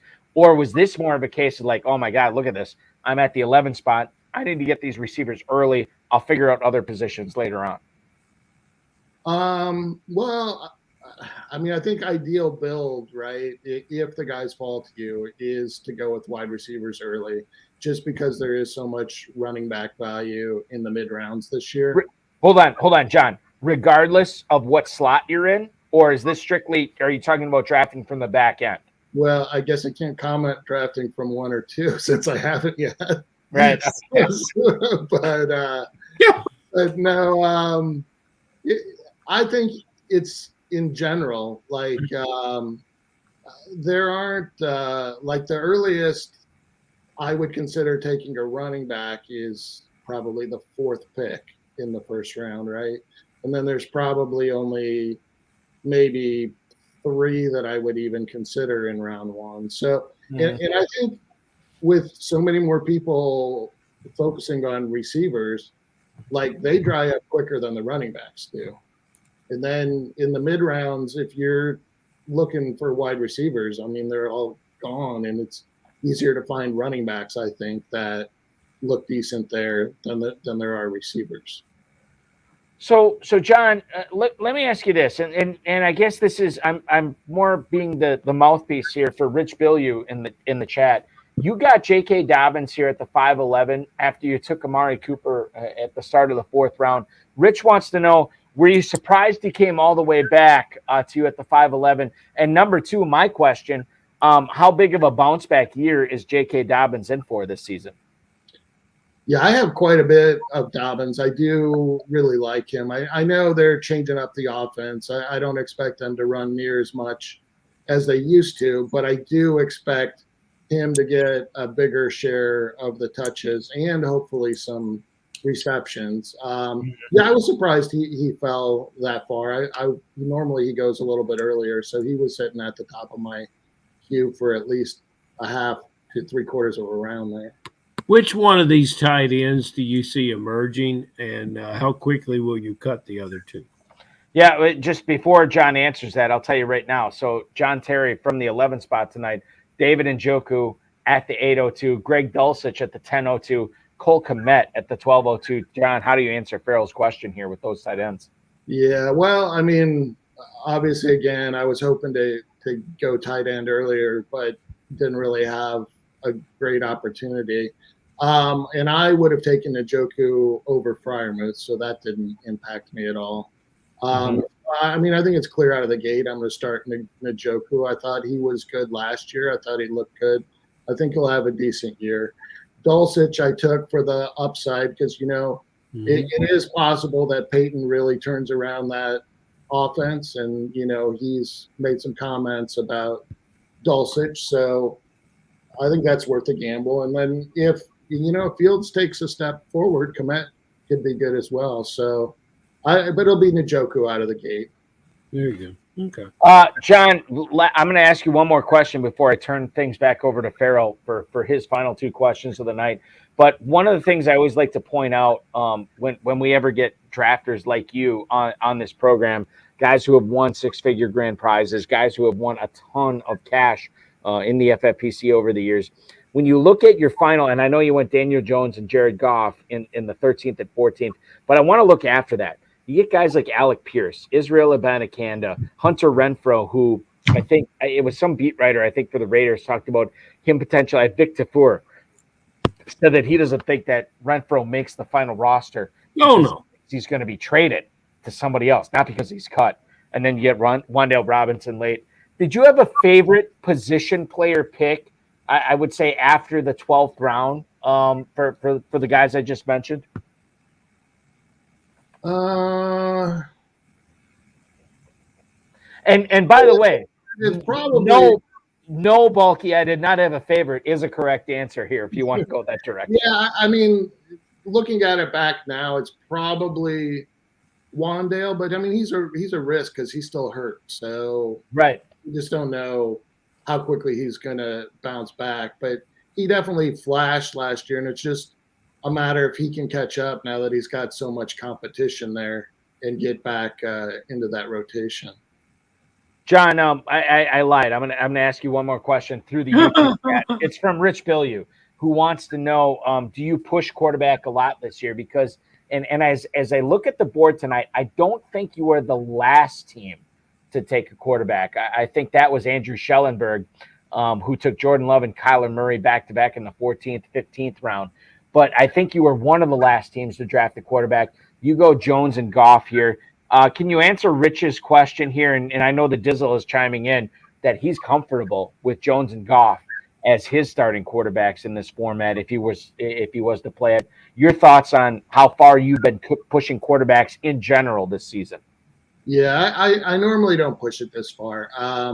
I would say on probably a third of my teams, I have one of Mahomes, Hurts, or Allen, and then probably on all but maybe getting all the way to maybe 90% of my teams from there, you've got that next tier down to Deshaun Watson, and that's normally the range that I stay in. But if I miss on Watson, then I'm willing to wait because I don't like my draft sheet at that point is different from what ADP is. And I'm very fine with, I mean, Daniel Jones would be one of my next picks after Deshaun Watson, and I'll let those other guys take all those other quarterbacks before and just wait. Jones touchdowns this year. How many passing touchdowns, Daniel Jones? You know, I think he's got a chance at low 30s. Wow. That's fantastic. Boy, that'll be a hell of a pick if he does. Yeah. That's and Waller will have 10 of them, so that's a good. Yeah, okay.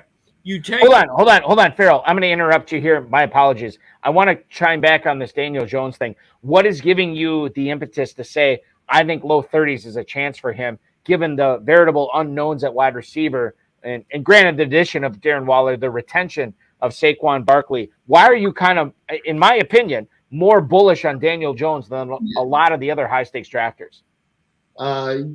Year two of the coach, year 2 of the coach working with Daniel Jones, him knowing the offense better. I think he flashed last year. And plus, I mean, Daniel Jones scores a lot with his legs too. I mean, yeah, he does. He ran a lot last year. So, but I was just thinking passing TDs. I think that's ambitious, but man, if you think that, you've got to get to the sports book. But because how many Balky last year? 14. I think it was 14. I'm going to look it up and confirm 14, right now. He ran for 5, I think. I think that's right. But if he does that, this is a heck of a team. You know, you're a prolific drafter. You're a successful drafter. How many touchdowns, Balky? He threw for 15 last year. 15, but that was just passing as far as 2022 goes. Yeah. As far as rushing goes, last year he actually ran in 7 touchdowns. Yeah. Okay, that's impressive. Okay, so John, my question, and then we'll take the light off Biplab here. How do you like your team as compared to all your others? And then do you see another squad here? I see a couple I really like. But do you see another squad here that you're really impressed with? I would say on my team, it's always hard to look at them on paper. And I think every year when you go back and you look at the team that won it all and you look at their draft, you look at it and you're like, I could have drafted that team. Yeah, oh yeah. I mean, all of us could have done that. It doesn't like stick out to you as something overly special. But no, I think mine is pretty average compared to what I think based on most of my drafts. And to be honest, I haven't had a chance to study most of the board yet. Okay. I like team 2. Well, I think everybody does. Yep, absolutely. By the way, Andrew Schellenberg, who I was hoping he would pop on for a little bit tonight. I was talking to him on the phone today. His flight got canceled. He had a 6-hour drive back to Jacksonville, Florida, where he lives. And he was looking forward because he's actually going out of town again with his family. He was looking forward for the draft to be some sort of reward or distraction from his life. But his flight got canceled. He had to drive 6 hours. He drafted this team, and now he's packing up and getting his family ready for this upcoming weekend of travel. So God bless Andrew Schellenberg. He still drafted, as John Terry said, drafted a really good team tonight. Anyone that travels on July 4th, weekend, God bless them. I'm proud of them. I really like what Brad Petri did. When he first went in, he went with Kincaid with the upside, and then he went with some solid vets and finishing up with Ferguson, who we just don't know what that's going to look like down in Dallas. That's why that guy is a consistent winner. So as Singletary, it's a player. There's so many players at this time of the year that I love, John. Can you tell us one that you real quick, and I hate to interrupt, and I'm gonna let you answer this question. If it wasn't a good joke, I wouldn't interrupt. But Brad Petri went with the law firm at tight end in this draft, the law firm of Dalton, Dawson, and Ferguson, which was like probably a popular one, right? Going forward, Dalton, Dawson, and Ferguson, they will represent you in any sort of personal injury case, and hopefully they will help you win $1 million in the Fantasy Pros Championship. If that law firm is in Kentucky, it would have to be Dalton, Jake, but that's all. There's just so many players I like, even Hunter Renfrow, who's probably going to be traded to the Giants, knowing your luck. But you're such a positive guy. Let's turn the tables. Give me a guy that you won't touch this year, that you don't want on your roster, one that is whether you're holding a grudge for lack of performance in previous years or just whether you don't care for him at all. Yeah, well, gosh, I've got a few. I haven't throw a few out there. I haven't been taking. I mean, just as I mentioned, like eliminating guys coming off injuries. I haven't been taking any Breece Hall. Even early fourth is too early. I have a couple of Javante just because it's so late, but I know one guy you just mentioned on the law firm there. In redraft, I haven't been really taking Kincaid just because I think, there's still pretty big risk that he splits with Knox, and they got so many people there that I don't see him putting up big numbers year one. I don't think he's the top performing rookie tight end. And we know the rookie tight ends normally don't do that well out of the gate. I don't think I haven't been taking much Josh Jacobs. Don't like the contract situation, and I don't like the mileage from last year. But would you like Jacobs where he's going here, which was the third round? Is that correct, Bucky? Third round Jacobs? No, tonight he went a little bit earlier. I think so. No, he middle of third round, buddy. No, you're right. I apologize. Dead center in the third Josh round. Jacobs 306 to John Laskowski. Yeah, no, probably not.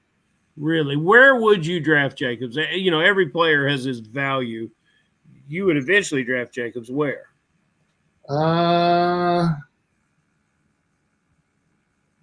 Depending on my, probably fourth round. So that's not. But John Terry doesn't like Josh Jacobs. We now get Josh Jacobs in the seventh round. Once we get to Planet Hollywood, he'll continue to drop, be the same place he was last year. It could happen. It could happen. Yeah. Farrell, we're gonna get to John's the guy he's targeting here, but I want to ask this question from the YouTube chat. Biplab Mandel. John, how many KFFSC teams are you drafting this year, competing against the likes of Mason Spain, Danny Mueller, myself, Biplab Mandel, Andrew Schellenberg, all these guys, Bob Hogan, all these guys that we're drafting tonight, Petre and Larson as well. How many teams are you in for the KFFSC? If I am able to meet my July goal, then I will draft a few teams in the KFFC this year. What is your July goal? Well, my goal was to do all my fantasy pros early, so I'm telling myself I can't draft any in July. We won't be seeing you in Kentucky this year then, because you'll be drafting tomorrow. Tomorrow's July 1st. You'll already be on the clock tomorrow. I do have a problem sticking with it, but I'm planning on it this year.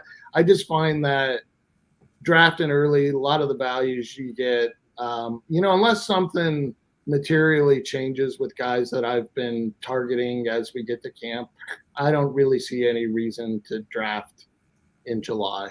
I think things kind of dry up a little bit as far as the values you can get. Well, I'm going to dry up and quit crying about you not coming to Kentucky, because I know this is the year that you're going to sneak over the state line and get in there, and you'll need to take that T-shirt off before you come. But you'll come on, and somewhere to answer Biplab's questions, how many KFFSC teams you're going to draft this year? It's going to fall somewhere between Daniel Jones passing touchdowns last year and this year. I'll be very satisfied with that number, anywhere between 15 and 32. So, and I'll tell you this, John, you say, oh, there's no reason to draft in July. Yeah, I could see the case for that. However, if you didn't draft in April, May, or June, there is plenty of reason for you to draft. Yeah, let me qualify that. I'll say, for me, little reason to draft in the Fantasy Pros contest, because I'll be doing main events, which are starting July 4th, and I didn't have the opportunity to do any of those earlier, so there are no early drafts from that. Yeah, right. Bunky, he's saying that he goes to the circus. The circus got 3 rings. He's wearing one of the rings all the time. That's exactly true. It's totally true. John, last question, and Farrell, I think, alluded to this. What about any of the players, when you look at your team from the 11 spot tonight, did you hit on any of your heavily owned players? I know you talked about Dobbins a little bit, but did you hit on any of your other heavily owned players tonight that you're like, man, I'm so glad I got this guy again? Not really. Wow. Was it because of the talent and drafting next to Biplab tonight or is it a case of value falling to you in other spots?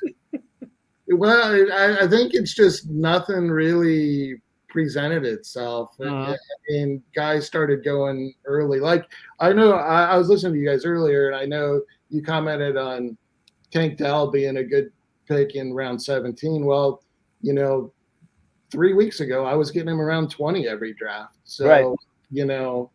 You wait on him, and now people start taking him earlier. So it's hard. It's hard as ADP changes. Right. And John, I look at your draft and I'm a fan of it. I mean, I can definitely get on board for it here tonight. I love the way that you constructed it. This is the type of team, and maybe this is the kiss of death. This is the type of team that I would construct if I was drafting in the Fantasy Pros Championship, where you pound the running backs and receivers early, you add those mid-round tight ends, you figure out quarterbacks late, which is what you did. I love this squad. And as far as, and we don't have the time to break down all the teams tonight, we saw several teams that, at least I saw several teams that I would go to battle with. I definitely go to battle with this squad as well. When you look at all the Fantasy Pros Championship teams that you drafted, does this one rank up there as far as one of your best that you've drafted so far? Let's say it's middle of the pack. Middle of the pack. Okay. Well, and I was talking about this on one of my other shows this week, where it's like, oftentimes the team that you think you killed it on in drafts usually doesn't win anything. But it's the teams that are like, oh God, I sucked hind you know what on this one. I don't want to say it because I don't want to get YouTube mad at me. But when you suck hind you know what, those are the teams oftentimes that end up being really good, right? And those are the teams that end up finishing in the money. And so middle of the pack, certainly this could work your way, man. I know you are not done yet. I know you will continue drafting. This is a message to you, John Terry, and to Farrell Elliott. As best as you can, keep John Terry out of all my KFFSC leagues. And I know I won't have to face him in the FFPC as well. But good luck to you the rest of the way, John. Thank you so much for carving out some time tonight. We really appreciate it. And good luck the rest of the drafting season, dude.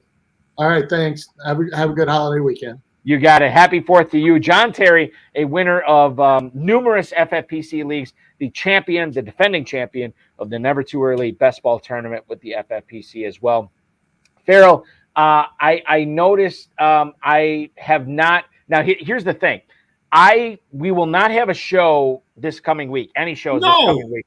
No, we're not. We can't do it because I will be in the North Woods of Wisconsin muskie fishing, and I will not have good enough video internet to do a show up here or up there, excuse me, when I leave tomorrow morning. I'm about 10 hours away from leaving on a 4-hour drive up north. So what we will do is we will not do any shows next week, but what we will do is we will have 2 shows the following week. We're going to do a show on Monday, July 10th, and we will also do a show coming up. It would have been not this coming Friday, but the following Friday, which will be July 14th. We will do 2 shows again. Now, people ask me, will you be covering live drafts? There's a non-zero chance of that. I don't know yet.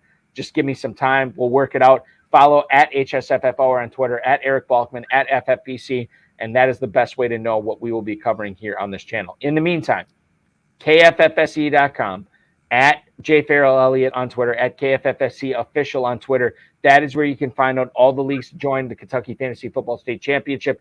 I'm going to be with my family for the next 10 days here. I will be jonesing for Kentucky drafts, so I'm sure I will be joining at least one of the slow drafts going on in the Run to Daylight, the KFFC main events, which will be coming up as far as drafting goes soon.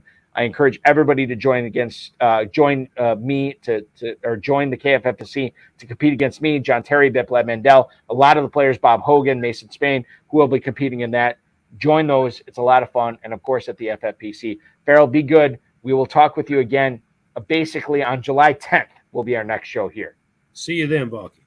Farrell Elliott, ladies and gentlemen, joining the show tonight. I want to thank not only Farrell Elliott for joining the High Stakes Fantasy Football Hour tonight, the Hooterville Arnolds, Bob Hogan, Jason Nestler, Remy LeBeau, that's Gambit for X-Men fans out there, Biplab Mandel, John Terry, who was very gracious with his time after the draft tonight, the FFPC, Rob, our audio engineer and my best friend, Rob, our audio engineer and our mutual friend, and then my best friend, Bryce, and of course, each and every one of you for tuning in tonight. So, like I said, Monday, July 10th, we will have a show. That is a big week, ladies and gentlemen.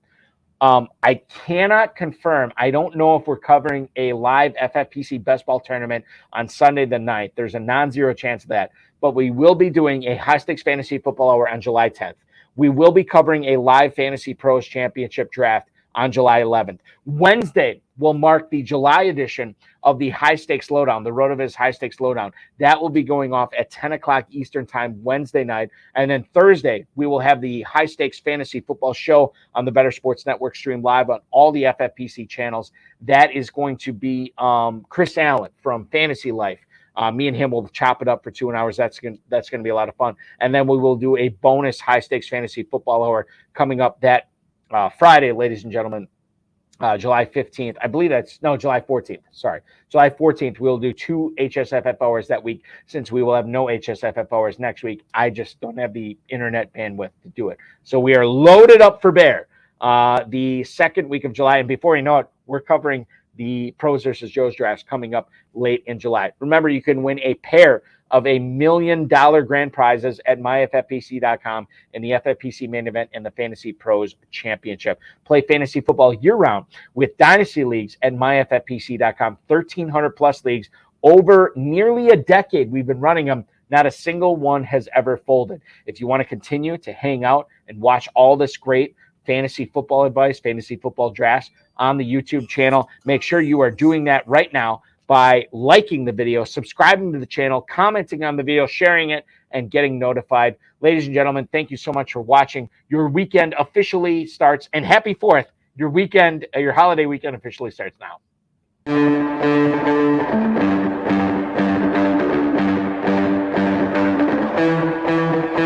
This has been another episode of the High Stakes Fantasy Football Hour presented by myffpc.com. It was broadcast live and was watched around the world. Balky and Farrell will be back next week with more analysis, more interviews, and more advice from guests much smarter than they are. Thanks for watching, and we'll talk with you again next week. To recap, it pains me that we cannot broadcast anymore, at least with me on the High Stakes Fantasy Football Hour until July 14th. But rest assured, we're going to have plenty of stuff going on at the YouTube channel with the FFPC. Aiden LaCory and Dave Terpoli they're going to be covering a ton of Fantasy Pros Championship drafts, a ton of FFPC Best Ball Tournament drafts. Remember, you can participate in these when you log on to myffpc.com. Look for the live on HSFF Hour, live on FFPC YouTube, and you can have your drafts critiqued right here on this channel. And quite frankly, there's a non-zero chance we might send you a link to join the broadcast tonight so you can join it like Biplab Mandel, Bob Hogan, Jason Nestler, John Terry all did tonight, so you can talk about your draft, give us the method behind the madness. I won't talk with you for about a week plus or so. Happy 4th to everybody. Thank you to all the veterans that have served our country. We really appreciate that. And words don't do it justice. Thank you. We could not do this show without you, and of course the FFPC as well. Happy 4th, everybody. We will talk with you again, or at least I will talk with you again in about a week and a half. Hopefully I have a muskie to show for it when I go muskie fishing starting tomorrow. It's going to be exciting, ladies and gentlemen. Good luck in all your fantasy football drafts. Hopefully the ball bounces your way this season. Talk with you again shortly.